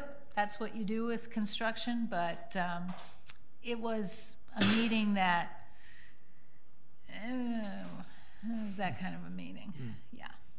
I did submit the revised building demolition request to FDOE. I did talk with the gentleman in charge last week. They've received it. It's in line. I'm optimistic. And Dr. Hall mentioned that there is some legislation moving through. Originally started with Senator Monford, Senate Bill 294. There was a House Bill Companion 889. Now that has been incorporated into 7070. Would benefit us at George Marks as well as Deltona Middle if it's approved regarding the cost per student station. Galaxy Middle, we can now say that this is a completed project. This is very similar to DeLand. Was a campus-wide renovation of the HVAC system. I think one of the unusual aspects of this is it's connected to the chiller plant across the street at Timbercrest. When that went in, it was sized to accommodate Galaxy. And the construction manager at Galaxy is the same construction manager that will be at George Marks. So here we are. Ms. Cuthbert. Oh, I'm sorry. Excuse me for interrupting. How old is Galaxy Middle? Galaxy is from the mid-1980s. I believe it actually opened in '89. Galaxy opened in 1991. That was the first year, and I taught there. First year. Well, there you go. There you have it. Okay, 1991. Galaxy Middle, speaking of good news and things that should be shared, Galaxy Middle was designed by a local Volusia County architectural firm, and that plan was reused over and over and over again. Heritage, Creekside, Campbell, Hinson, and even River Springs, even though it has a 2-story. That is a reuse of the middle school plan that was designed solely for Volusia County schools.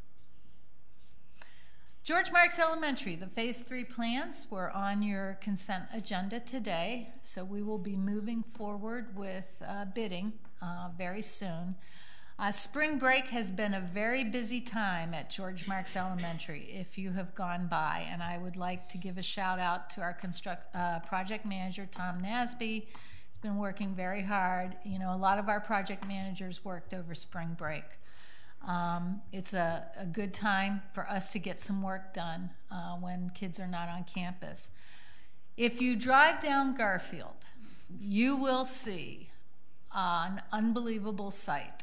There are 28 classroom portables now set. We struggled quite a bit to get those set between the sandy soils there and the changes in grade. It was very challenging for all involved. They are set, and so now the systems are being brought in. The administration trailer, portable office, is actually a complex of 8 portables brought together to make one administrative office. That is placed on site as well, and there will be 2 portable group restrooms. A number of the classroom portables do have restrooms in it for our youngsters, but the aspect of the project that is going on right now is extremely challenging and complicated. And take a drive by Garfield, and you'll get a view of Mount George Marks. West Side Elementary, and Mr. Persis, I heard that you went by. Yes, I did. And yes, I hope happy. that you were pleased. They were very happy, and I was thrilled to see it. Just thrilled.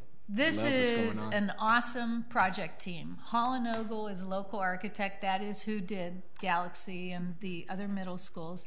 And A.M. Weigel is a local contractor. They as a team work very, very well together. A.M. Weigel's also done a lot of projects for us. Just so pleased with how this project is moving along. And if you go out there, it's a well-managed project.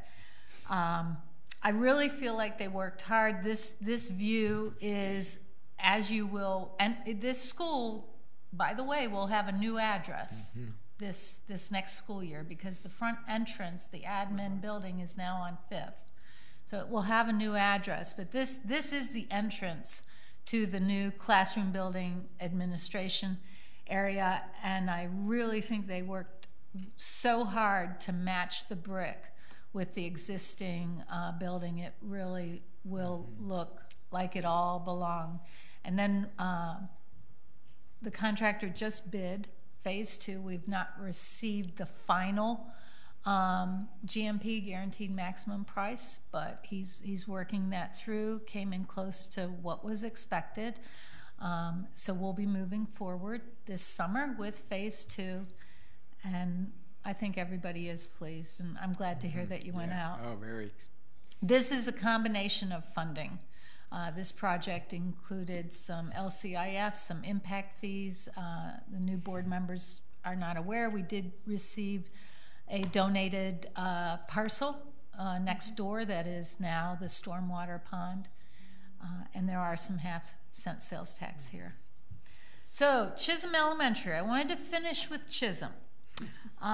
This is our second major replacement school funded with the half-cent sales tax, a little bit of impact fees. You can see the aerial view here, and it's well underway and things are moving.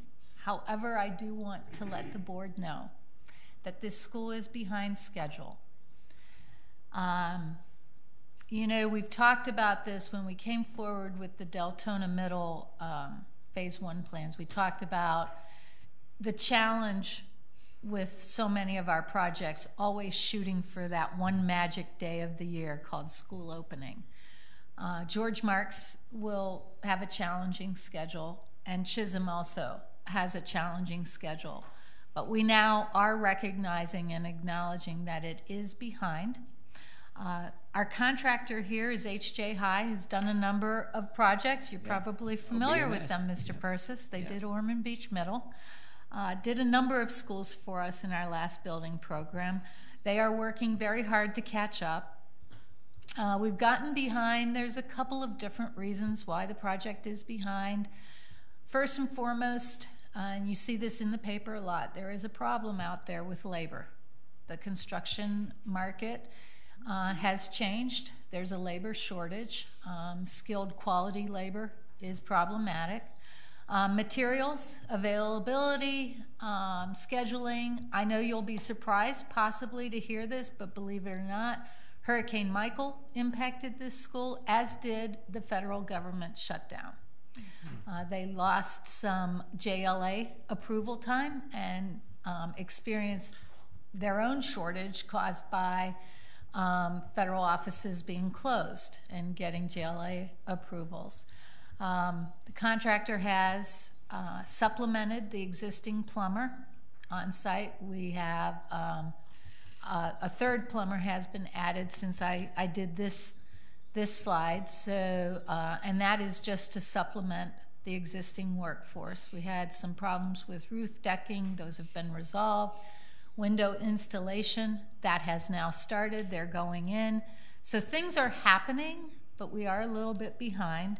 The trades are all working 10-hour days, 6 days a week, so trying to catch up.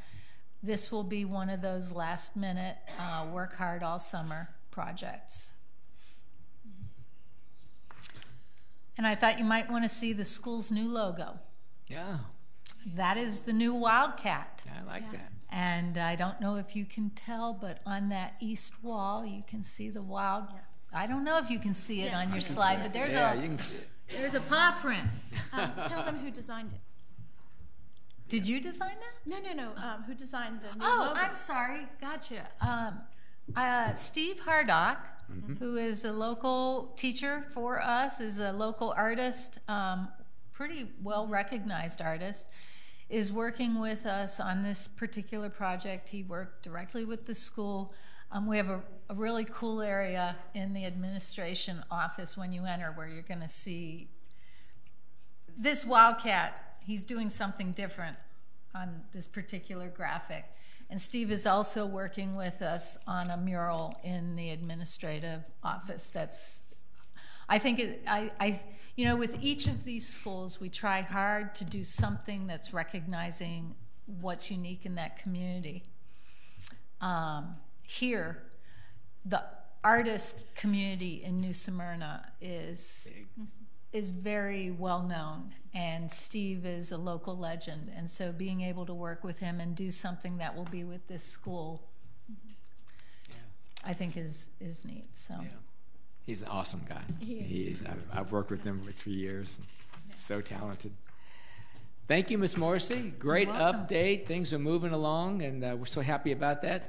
Okay, board, we're going to take a little break right now, if that's okay with everyone, and we'll come back at the recess till 7:25.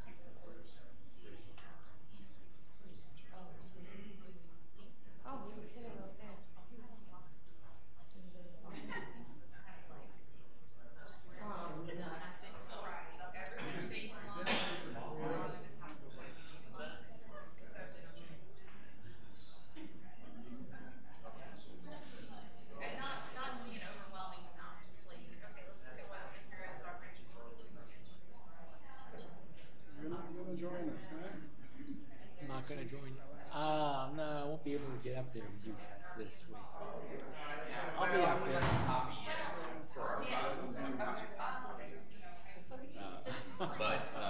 What, we this? have to This? we have to deliver that Well, we don't to have we got to deliver it to the Yes, sign it. yeah. 2020. I delivered. So no, but you know, you move on, trying to make the best of it.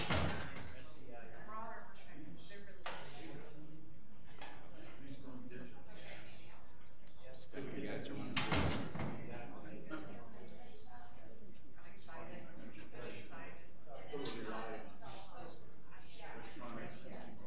No, it's not that much. No.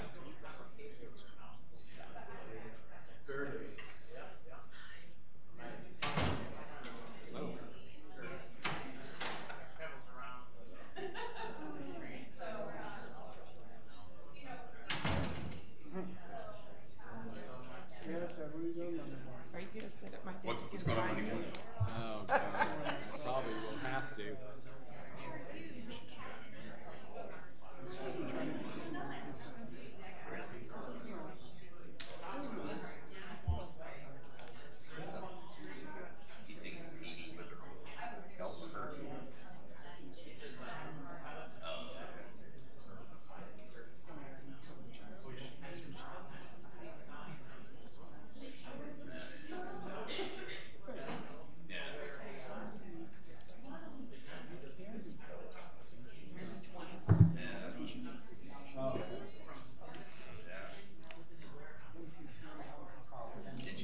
725.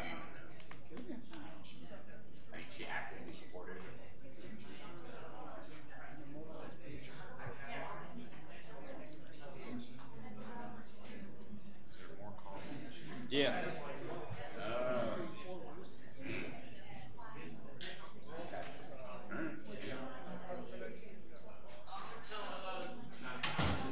I mean, that's what she was. Her child was raped and actually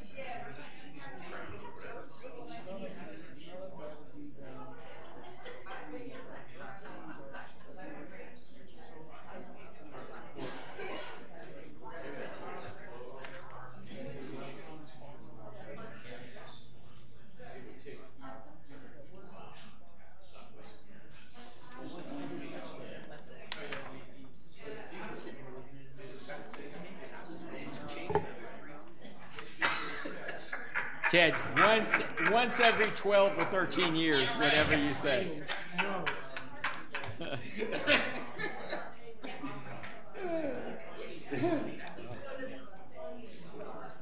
What I've said to her is, the minute you say the N word, I stop talking to you.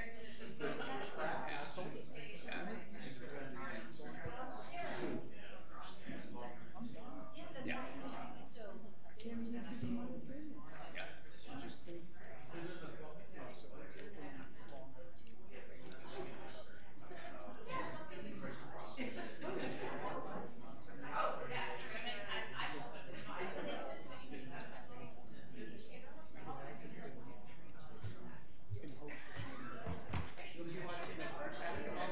Oh, I watched a lot of basketball. I almost had a stroke at the Tennessee game. Well, I can see why. We blew a 25-point lead and go into overtime. I almost struck out on the couch.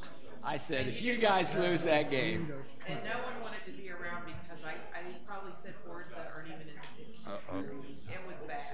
Well, UCF folks were not real happy. Oh my gosh, that was an amazing game. That was a great game. Oh, jeez. That second half was just superb. Oh. I mean, I'm sure they're just watching that ball go around the rim like, why didn't it go in? I mean, it had all the spin like it would have. Taco, if he wouldn't have fouled out. Yeah.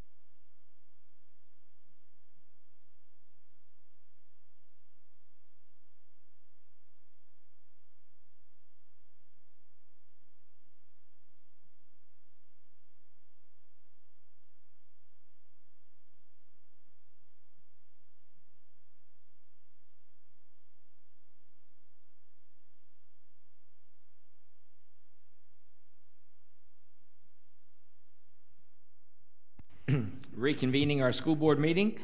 And we are right now on item, this is always one of the exciting ones, when we do administrative appointments. This is item 15.01. And our Chief Human Resources Officer will be coming forward, Ms. Dana Page Pender. Good evening. Good evening, Chairman Persis, school board members, Superintendent Russell. I'd like to present the superintendent's recommendation for administrative appointment. Mr. Stacy Manning to the position of General Counsel. Mr. Manning joins us from Putnam County, where he serves as county attorney. He represents various committees and boards on all legal matters. He offers Volusia County Schools 26 years of legal and local government experience. Prior to joining Putnam County, Mr. Manning was Assistant County Attorney for Osceola County and Assistant County Attorney for the County of Volusia. Prior to that, he was in private practice. He received his Juris Doctorate from Hamline University in St. Paul, Minnesota, and his bachelor's degree from the University of Wisconsin-Milwaukee. Thank you, Mr. Superintendent. Comments? Well, I would like, I'll make the recommendation Sure. first. Go ahead. The superintendent recommends the approval of the administrative appointment of Stacy Manning as General Counsel for Volusia County Schools. Thank you so much for the recommendation. Do I have a motion to approve this recommendation? Is he in the audience? There he is, hiding back there. Okay. Come on, Mr. Manning. We got so many questions for you. Oh yeah, you know this could take till 11 o'clock. So no, but before we get to those questions, can I just get a motion on the floor and somebody give me a motion? Mr. Chairman? Yes. You've already made your comment. Yes. I move that we accept this unsuspecting gentleman as general counsel. All right. Do I have a second on that? I second it.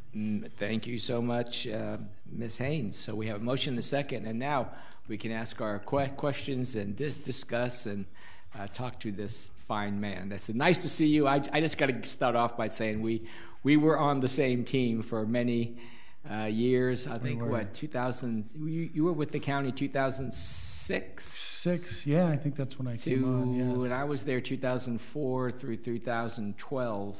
Right. And you were there 2006 through, I think you left about the same time I did. I don't know. 2011. 11? It was. Okay. Yeah. And so talk to us a little bit about why you want to do this job. I mean, come on. You've been in like county and city government stuff. I love it. First of all, Chairman Persis, members of the board, Superintendent Russell, Mr. Dorn, thank you for having me. For the record, again, my name is Stacy Manning. I appreciate the opportunity to address you all this evening. To your question, Chairman, why do I want to do this? I love what I do. I very much enjoy public service work. That's why I went into it when I first came to Volusia County. I've worked my way up a number of levels on the county attorney side of things to where I'm the county attorney, as you stated, in Putnam County. But we're looking to kind of transition at this point in my career to not just representing the general populace of my community, but the kids and staff and the teachers that are going to bring that up. They are our future. I've got 7 grandsons now, and it's very apparent that we need to make sure that they're being educated properly, and that our schools are getting all the assistance they need to make that happen. And I want to help to make that happen. So that's number one. Number two, I love Volusia County. My wife and I both love Volusia County, so we're excited to be coming back to Volusia County. That's no knock on Putnam County. For anybody that's listening, Putnam's a wonderful county. Great outdoor opportunities. It's a wonderful place to be. But our heart's always been here in Volusia County. When I moved here in 2000 from Minnesota, it was to Volusia County. And the company I was working for at the time was we finished up a project here in town, which is a project that was what brought me to town. And he said, well, you can either move to Stewart, which is where we have another office, or to the headquarters of Minnesota. So I said, you know what? I don't think so. I like it here in Volusia County, and this is where we're going to stay. So I was licensed in Minnesota at the time only, and that's when I decided to get my Florida bar license and stay here in Volusia County. So that's reason number two. We're getting back home, truly. Mm-hmm. So am I hearing you saying you live in Putnam County now, but you're moving back to Volusia County? Is that Yes, right? yes. Okay, good. Glad to hear that. You have a question? Yeah, I do. Mr. It's Cologne? more to understand the process. And so we didn't learn about Mr. Manning until a few days ago. And so were there other folks interviewed? How did that work? I just don't know the answer to that question. Good question, yeah. Yes, we ran the advertisement twice. The first time was we had very few responses, so we posted it again statewide. Was there 13 round one? And the first time we ran it, I think we had maybe 5 or 6, and the second time we had about 13. And then 13 were interviewed, and then they gave me a list of 3. And I did interview them, each candidate, and from there we made the decision. You have to do a thorough background check. We did that, and we followed, all the procedures. And of course, in the world of attorneys, he had projects in place in Putnam County that he had to see to its conclusion. So that was the path that we took. It was a very thorough process. And Mr. Doran, I know you were involved at a level as well. Do you want me to comment? Yeah, Mr. Doran, go ahead. It's as he described, and then the superintendent asked me to, put together a list of the types of things that a general counsel would do to make sure that he understood what the job required. We're a big district, a lot of money. I did review all of the applications or resumes. There were many good lawyers, great lawyers, but none even came close to the level of experience and competence specific to this position as Mr. Manning did. And I don't know Mr. Manning other than I've met him now twice, and we spoke at length, and I've found him from a experience standpoint to be more, completely competent and ready to go forward, and equally as important, at least in my mind, I got a very good feeling from him. He's very genuine, seems, to be well, balanced, and I told the superintendent that I thought he would be a good fit for the family of the district. So from my perspective, I highly recommend him. Great. Thank you. Nicely said, Mr. Doran. Glad you were part of the process. Yeah, Ms. Cuthbert. When would he take effect? April 8th. April 8th, okay. Just in time for our charter school reviews. Yes, he's excited. Oh, you're taking School of right Hard into Knocks. the fire. Okay. I do have one very serious question. Knowing the group as we do you have a sense of humor? Yes. Because you're going to need it. You're really going to need it. Good. I enjoy it. I mean, without a sense of humor, life is a little boring. And it's very rewarding work, but also we also have to laugh, because if we take everything too seriously, it drags us all down. That's but right. Thank you. We appreciate you returning home. Yeah. And whose district will you be residing? Well. Oh, Ms. District. All right. Is it going to be? Because we're actually going to be over on Hantoon Island. Yes, moving onto a boat nice. As we speak. We're transitioning right now. So. Well, good luck. Thank you. So we're going to be bringing it down right now. It's in Palatka, and it's amazing that you spend your entire life collecting things, and then at some point you go, okay, now we have to figure out what do we keep? Yeah. What do the kids get? What do you sell? What gets donated? what ends up in the trash. So. I don't envy that. Ms. Haynes, you have anything to ask? No, because my original well, I have one more. Yes, My original question was going to be what Mr. Colon asked about the interview committee. Yeah. So we know that you did the final interviews and Ted was on there. So who else was on the committee to interview the 13? From the district. The initial was Dana Page Pender, was Deb Muller, and Greg Aiken. Okay. That was my question. Good Thank deal. you. You're welcome. And I do, Mr. Yes, Chair. yes.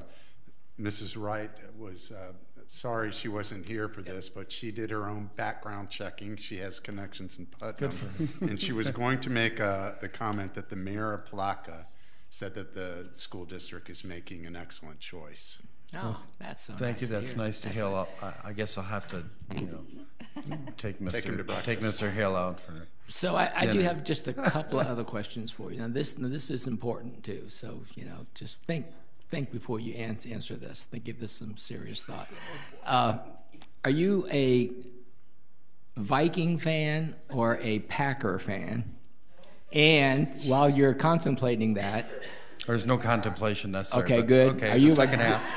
And this one should be even easier. Are you a Gopher fan or a Badger fan? Now I think I know the answers, but go ahead. That one is harder. I'm a Packer fan, raised in Wisconsin. I've got cheeseheads. I keep sending them every time there's a new grandchild, and sometimes they send them back. I don't know why. But actually a Gopher fan because I'm a hockey fan. So, Good. Well, welcome aboard. We have a motion and a second. All those in favor signify by saying aye. Aye. And those opposed. And congratulations, unanimously approved. Welcome to Volusia County School Thank you District. all. Thank you. I appreciate it. Looking forward to being here bright and early on the 8th. It's actually, what time do we start? 8 a.m. 4 in the morning. 4 in the morning. And the attorney brings breakfast, right? Always. Well said, Mr. Cologne. Okay, you're welcome. And I'll never be able to say this again. You may leave the board meeting early. And you better take advantage of that one. Okay. We are on item 16.01, student discipline, and Ms. Fisher's here. Yay. Ms. Fisher, you're here for the next 2 items. Yes. Okay. Good evening. Good evening, Mr. Persis, school board members, and Mr. Russell. Today we have 2 requests concerning student discipline. For the first request, a recommendation is made that the superintendent request the board extend the suspension on students Alpha ID 1 RZQF, 1 TGSE, 1 PTOX, 1 RZSO, 1 RPWG, 1 RLJI, 1 TWYG, 1 PMAO, and 1 PWVW from school attendance through April 9th, 2019 for the purpose of further study and evaluation. Thank you. Mr. Superintendent? The superintendent recommends to the board to extend the suspension of the aforementioned students from school attendance through April 9th, 2019 for the purpose of further study and evaluation. Thank you. You've heard the recommendation. Do I have a motion? So moved. Mr. Cologne, thank you. And a second? Second. By Ms. Haynes, thank you. Any discussion? Seeing none, all those in favor signify by saying aye. Aye. And those opposed, and the motion carries unanimously. Ms. Fisher? For the second request, a recommendation is made that the superintendent request the board extend the suspension on students Alpha ID 1 PMRX, 1 VZYH, and 1 TVVN from school-sponsored transportation through April 9th, 2019 for the purpose of further study and evaluation. Mr. Superintendent? The superintendent recommends that the school board extend the suspension of the aforementioned students from school-sponsored transportation through April 9th, 2019 for the purpose of further study and evaluation. Thank you, sir. Do I have a motion? So moved. Thank you, Ms. Haynes. And a second, Ms. Cuthbert. Any discussion? Seeing none, all those in favor signify by saying aye. Aye. And those opposed, like sign, and the motion carries unanimously. Thank you, Ms. Fisher. And now we fast forward because we've already completed 17, 18. We are now on item 19.01. And this evening, if you'd like to make any comments or announcements, Mr. Doran, you've spoken a lot today. Would you have anything else to say? I have nothing more to say. I thought you were going to say exactly that. And Ms. Haynes, would you have any comments, announcements, anything? No. Okay. Mr. Superintendent, how about you? I do have a couple Go areas ahead. that we need to touch on. We were going to make a recommendation for the Value Adjustment Board. We had a person that had volunteered, but they're unable to do that. And I will need a name of someone. It is I think the requirements is it's a business owner that can serve on the Value Adjustment Board. It's a taxing commission, right? They hear appeals. Yeah. Yes. Well, we're the final say. So if someone who has received property taxes or real taxes and objects, they can go before a magistrate. If the magistrate does not rule in favor of the individual then can appeal and go to the Value Adjustment Board. Yep. I represent the school district. There are 2 county council members. And then there should be 2 later. Yeah, a citizen and then a small business owner. Yeah. We have had difficulty with small business owners in the past. So, is there anyone here that would like to? I can find somebody if you'd You like. want to find somebody? In my district, absolutely. It'd be good because they can live anywhere in the county. As long as they live in the county and they own a small business. All right. So. And then I can, if you give that to me, I can bring that forward next board meeting. Awesome. The other issue that we have to talk about is the faith organization is having their assembly. Their assembly. Annual assembly. And last year, the legal advice was that we would have to post it as a meeting if there would be 2 or more board members there. And so, as we were working through this, if we post this as a meeting, it becomes our meeting. Unless, or perhaps, you could post it as a workshop, because remember, they're going to be asking questions that you may be making decisions on in the future. If we post it as a workshop, that's one way, that we can do it, and it would be posted. We'd be setting precedent if we did that outside of, because in the past we've met with local governments. Last year it was South Daytona, the entire Southeast, Deltona, and most recently Port Orange. Now Port Orange was different because that was a meeting where they had public input, at that. So I would need, direction. I know you had some thoughts, Mr. Persis, as well. And I've spoken with Mr. Dorn about it. We just, and there's no obligation on anyone from the board to attend the faith assembly. That's totally up to you. I will tell you that I will be attending, but in the event that one of you decide to attend too, this just covers us here so that no one can say, oh, I didn't know that the board members were going to be there. Now, yes, they will ask you questions, and you will be answering them in the public with the audience there, and they have about 1,000 people there. But we cannot talk to each other just like, just like any place else. I mean, I think that's the intent, that we don't want to discuss amongst ourselves, but we can certainly hear, like I can hear what your response is and you can hear what my response is, but we wouldn't want to be in any kind of a... Well, actually, if you put it in a meeting, you can talk among yourselves all you want. I know that we could, but it just seems to me that I would prefer that we just keep our space, and as always, if you want to talk about the weather, we can always talk about the weather. Yes. So I planned on attending this rally. Okay. I was there last year. If we do it in the form of a workshop, then it's non-binding because we traditionally don't make decisions at workshops. Right. and we can't. And so any responses would need, if let's say we opted to say, okay, we're going to provide quarterly reports. You know, I know that was a yes last year.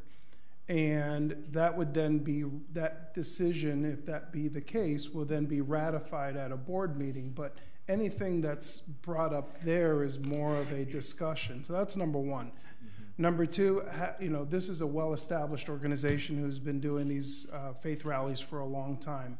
And having met with them a couple of times, the only thing that I would throw out there, as I did the last week, is that we are, you know, if another organization wanted us as a board to come before them and do something similar, we would then also have to consider that organization as well.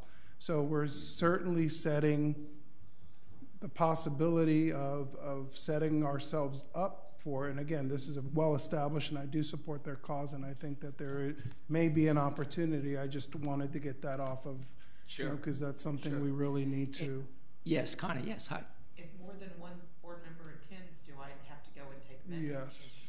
Yes, absolutely. Yeah, if we're calling it a workshop, then and so at that point, if we make any decisions, like, you know, the last year it seemed like we made decisions because it was said, yes, as a district we will do this, and at that point we, you know, per their perception, we did not make due on what we said we were going to do. So then whatever is decided there would then come to be ratified at a board meeting, and then we could, you know, because if we're seriously going to take what their concerns are seriously and really work with them, if that's the position the district opts to take, then we really need to do what we say we're going to do.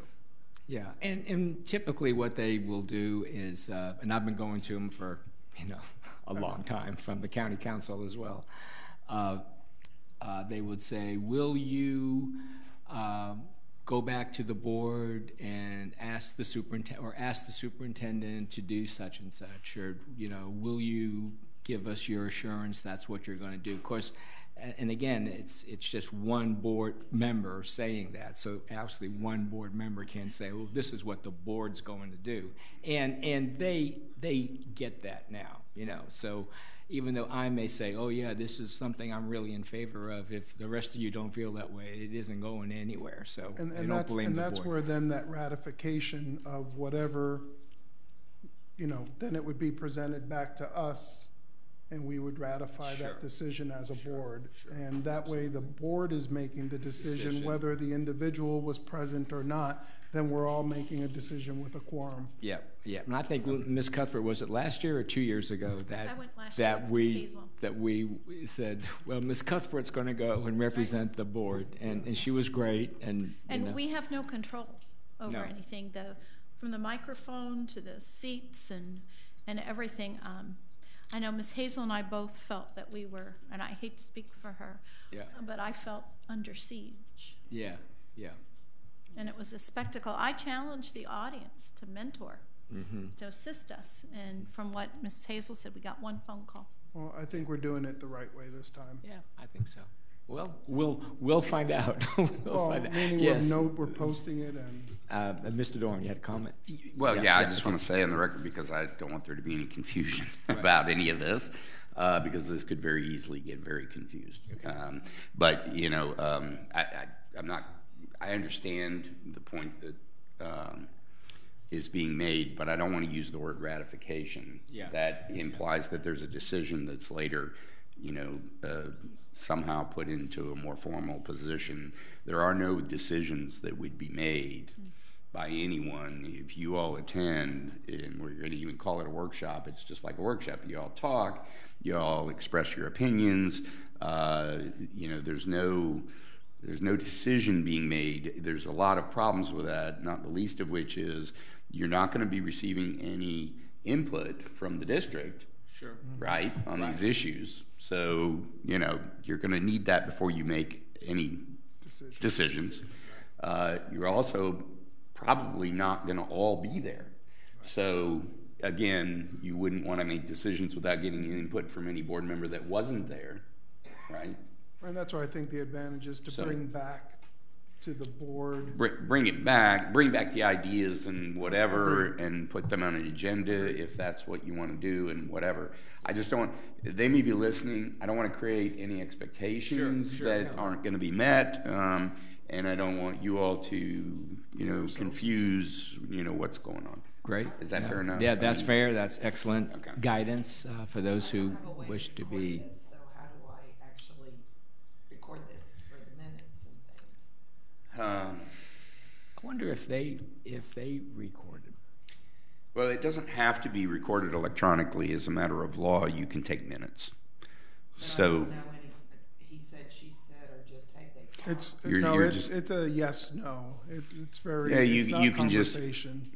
Yeah, we'll work on it if the board moves forward with it, which I foresee they are. But we'll work on it. But you can just take down notes, and we can do minutes from that. There's no legal requirement that there be an electronic version of it. Yeah, typically. Yeah, go ahead, Ms. Cuthbert. When is it? When is it? April 8th? So I think it's a Monday. It's a Monday before our 8:30 meeting the next morning. Yeah, and in the past, I can't remember last year because I was there when you were there. But usually they just want yes or no. Yeah. They don't want you to talk. They're going to pose this question: will you, yes or no? Boom. And some of the questions you really need to, you want to clarify, well, it means it depends, and they don't want, and they just want yes or no. I have a recording of last year's I'll send to you.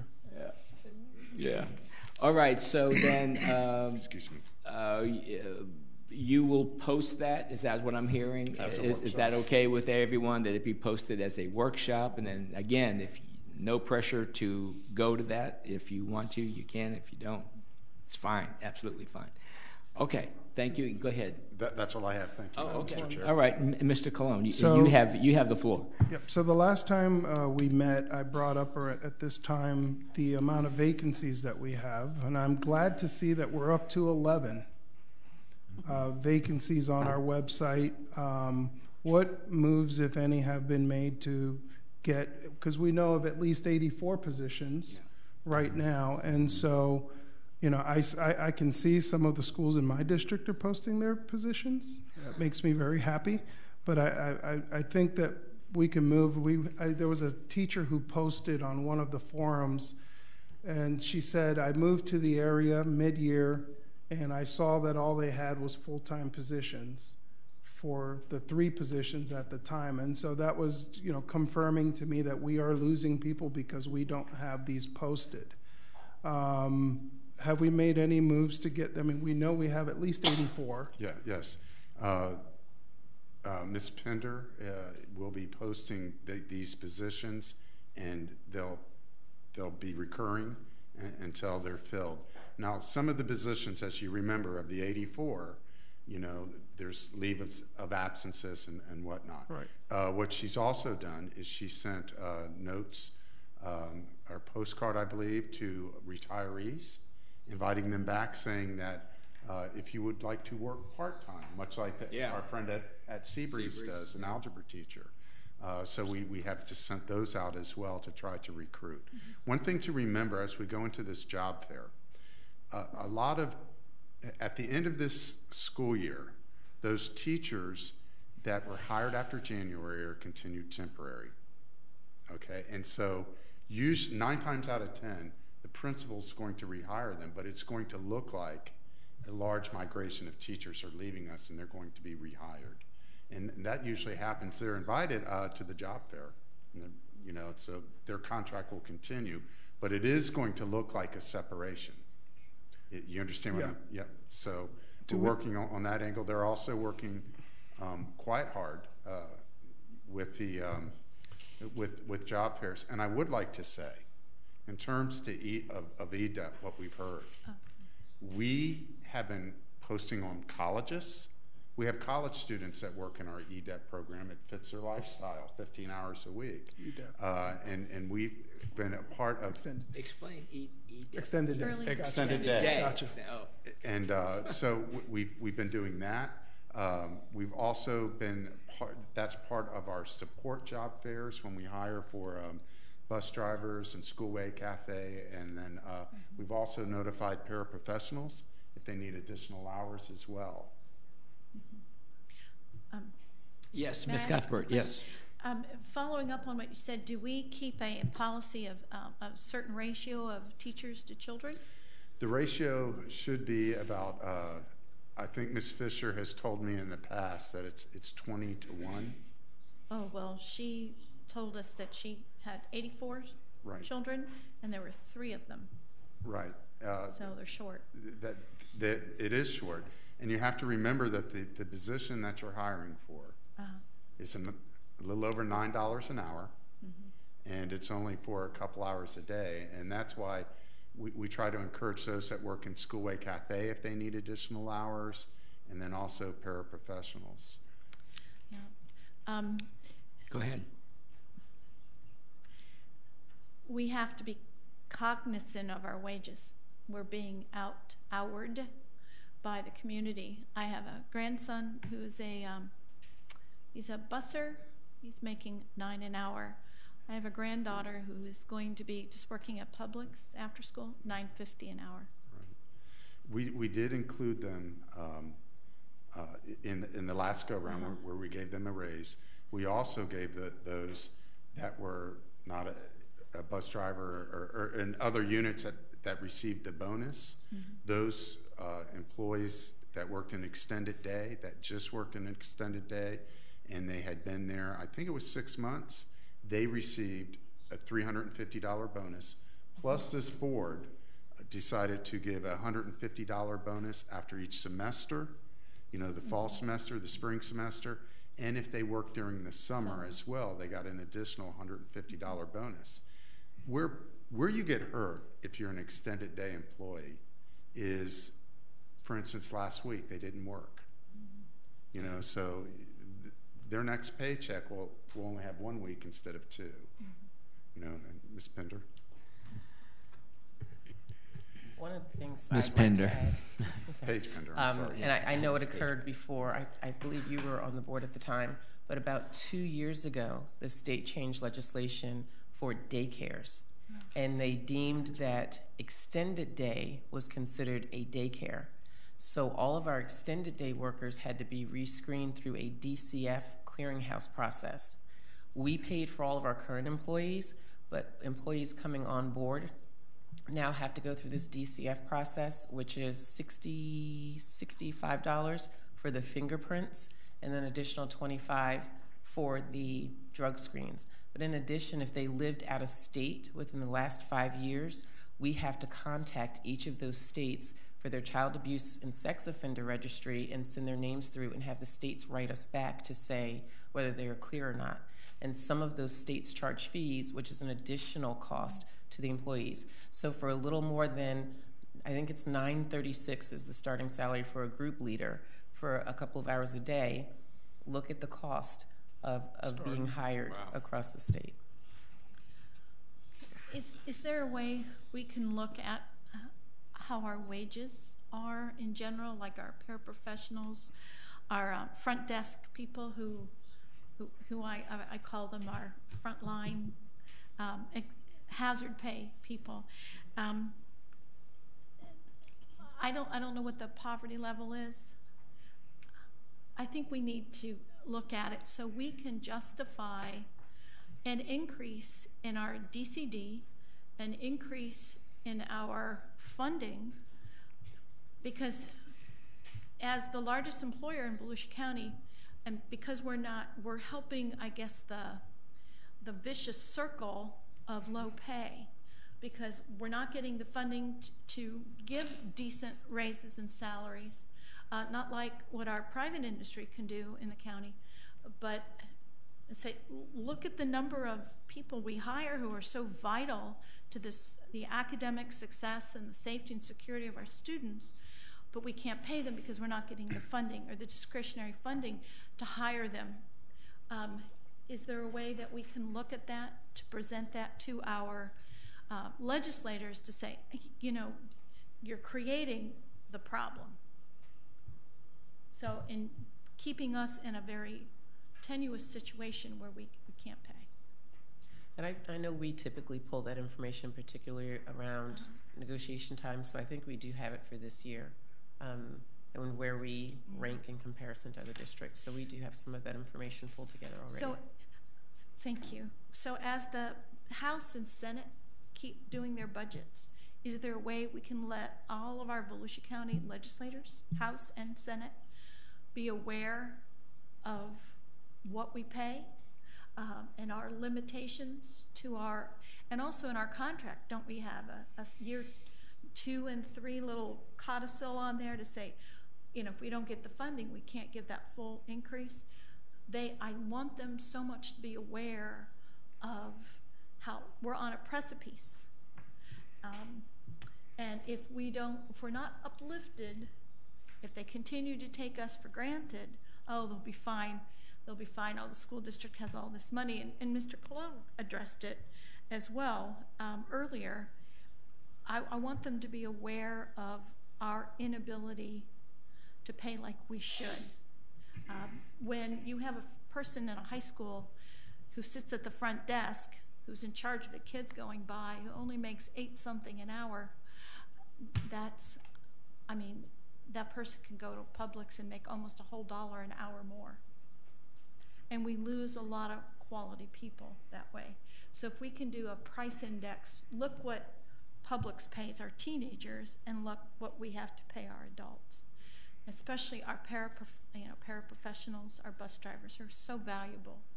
There's some way we can validate and let them know the precarious position we're in. Because that price index, I mean, we're one of the largest contributors to that. And if we can't raise the salary to our workers, we're going to continue to get that lower DCD. Yes. And so, I think, Mr. Superintendent, do you have any response, or did you just? I know you were. I was just taking notes. Okay, well, good. Okay. yeah, and so, Mr. Cologne, go ahead. And so, you know, even looking at our early day, you know, we're only reflecting 8 positions. So while we're saying we've got this need, we only have 8 positions posted on our website. Are you talking about for extended day? Yeah. And you'd have to click on each one of them because extended day is one of the only positions in the district that is not a one-to-one position code. So you may see one posting, and if you click on it, it will say 2 to 3 positions are available at each site. So what limits us from making that be 2? And what I'm saying is, you know, for the value added of while they really need help.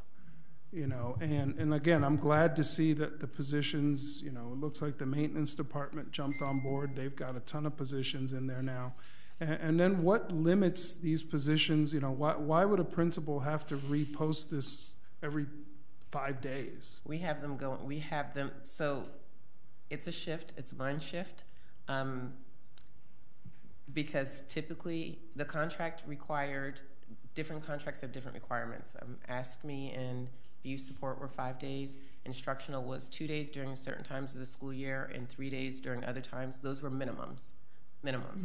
Right. Okay. And so people typically went with the minimums because they would go up and come down and they'd have applicants. The whole shortage thing is, it's a new issue, and so there's a shift that's happening. And so we, you know, encourage, you can leave it open as long as you'd like, but it's a change from the way things have always been done. I love that. So we have now, for now, we have them open until filled. We actually have them open until just before the job fair because we know there's going to be new allocations and we don't want to confuse this year with what people are looking at doing for next year with the job fair. So they're all open until they're filled, and we're bouncing them against request to hires. And we actually cleared probably 4 or 5 instructional positions today. So cool. So, Mr. Superintendent, that goes back to then our principals. Why aren't they posting these positions? And so, you know, I think that it's something that we can work on. Again, this is opportunity, not a question. This is an opportunity where there should not even be a choice to hoard a position. And I use the word hoard because we're paying for it as a district versus the school's budget, if I'm correct, which is what I said the last time. So, you know, like I said, I'm glad to see we have 11. The first time we had this conversation, there were 3. So we're making progress. I just think at some point we need to shift or create a policy that says you will post a position until it is filled, so that we know what we have to work with. Because I tell you, that one teacher who said, in fact, Miss Albert responded to her, she thought we didn't have anything. And that just validated everything I'd been saying. So if we could just get that, this should light up like a Christmas tree. Sorry. Thank you. Miss Pender, Jamie, can you hang on 1 second? Just want to ask you, have you had any reaction to the extension of drop, allowing teachers to? I think the first day I heard from Mr. Russell's office by lunchtime.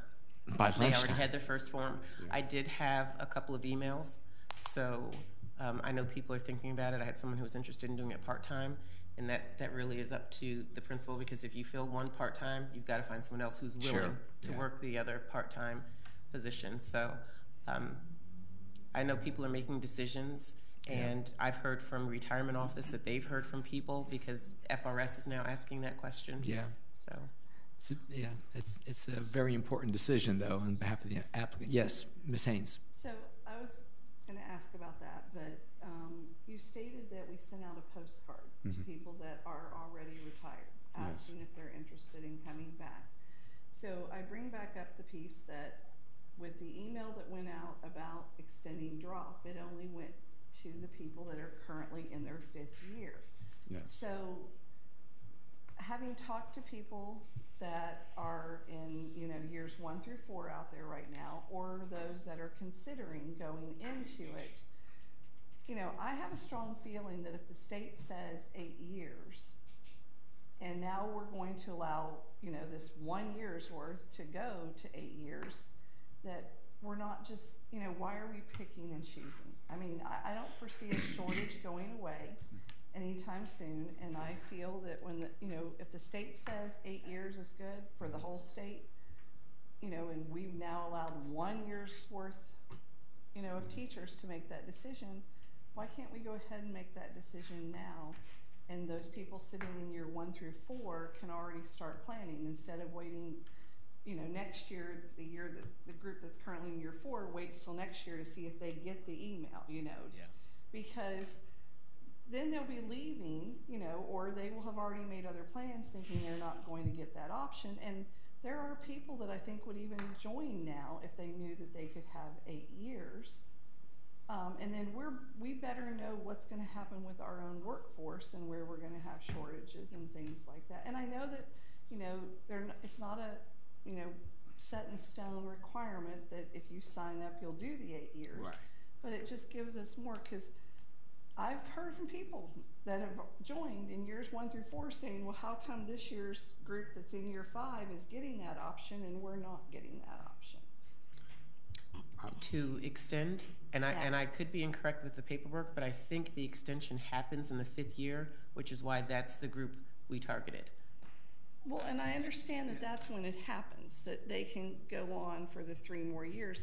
But why aren't we just saying, because at one time we had the policy that people had the option to go 8 years. Then we backed off and said, no one's going 8 years, everybody's under 5 years. So now we've told the people in the 5th year, well, you can extend. So why don't we just, to be kind to everyone that's involved, go ahead and say, we're now going to go with the state policy of 8 years. And everybody sitting out there knows that, and yes, on year 5, you still have to make the decision if you want to add your 3 years. But let's be fair to everyone and give them that opportunity, not like dangle it out there right now for this year's group, but then not make a commitment to the other people that have already signed up. That's how I feel about it. Are we more restrictive than the state? Yes. Yes. Volusia County is more restrictive than the state. It was 8 years, and then when budgetary issues came up in 2008, I think it was, it was after 5 years. That was it. And the fiscal part, and Ms. Muller, if you could jump in, the drop is 13%. The contribution. It's like. Can we workshop this? I mean, this is foreign to me. I'll be honest with you. And so, yeah, it may be worthy of a little, Well, 20 minutes of we talking just about sent it. out a post. So we've got retirees out there that stepped out last year after 5 because they were told you only can go 5 in Volusia County. And now we're sending them postcards asking them if they want to come back. If they want to come back. Come back, and they could. And I know you didn't do the one that is because they have to sit out a full year, okay? Right. But we forced them to have to go sit out a full year, where they could have stayed right now for 3 more years before they went out for a year. But now we're asking them after they sit out for a year to come back. But then we've got a group now that we're going to go ahead and let go to 8 years, but we haven't told anybody else they can't. We're sending very mixed messages, and I'm with, well, if the state says 8's okay, why can't we follow the state guidelines? Yeah. Do you understand the issue? Okay. Yeah. So maybe you all could come back with a recommendation, and so we can kind of get through. Because I hear what Ms. Haynes is saying. It makes perfect sense, and I understand it. And of course, when we say 8 years, we're talking up to 8 years, and folks everyone's different. Months, and part of the communication, it's 2 things. One, they had to be effective or highly effective in their evaluation in order to extend. And the other concern is it's 36 months, and if your 36th month is in October, that's it. There's no extension. So then you find a school in October searching for a teacher. Yeah. So those are some of the things that we're looking at, that maybe the contract ends in June instead of trying to scramble and look for a teacher in the middle of the fall. Yeah, because when that drop date comes, and it's never nice and sweet like at the end of June or in the summer. Yes, okay, Ms. well, Cuthbert. for Mr. Cologne's benefit, DROP is Deferred Retirement Option Plan. Right. You can work either 30 years or be 62 years old. And the state gave government workers an ability to retire but continue on the job. And the money that you would collect in retirement accumulates. And at the time that you leave or conclude your drop, that money is given to you in a lump sum, and you can invest it or whatever you want to do. But it's a way to help people who typically don't get paid a whole lot to have some kind of nest egg. Now, my husband was one of the first ones to sign up for DROP, and by the time he got to 5 years, it was restricted to 8. From 8 to 5. I retired at 26 years, and I was not 62. So, but those are decisions, we all have to make. But I agree with Mrs. Haynes. I think it's, why not let everybody know so they can plan? I have a very good friend who had signed up for 8. She was planning on 8. She would have had her 8 years, and she would have been 62. And that's when Margaret Smith made it to 5. And she says, what am I going to do for 2 years with no Social Security? So it was just FRS. And of course, at 60, they take out your health care, and you lose half of it, almost half of it. So it's very, very little to live on, especially when teachers only make, a certain percent, 1.6% of their salary. But school board members, judges, people who, firefighters and policemen, they get 3% of their salary. So you will too. So you're collecting FRS right now. It's being taken out of your thing. So it would be nice, to let others know of the options that they have. Yeah, and hearing Ms. Muller, Mr. obviously Cologne. there's financial things she wasn't ready to talk about tonight, so that's why I think that it'd be. And the other thing I want to I've said this before, is I really believe we need to look at a centralized hiring model, so that when you lose that teacher in October, you already know you need to backfill that spot with somewhere else rather than, and we've had the conversation. I think it's something we should definitely explore. Thank you, Mr. Cologne. Any other comments? Ms. Haynes, Ms. Cuthbert, Mr. Cologne, Ms. Doran, Mr. Superintendent. That's it for tonight. Thank you, everyone. See you Thursday. All right.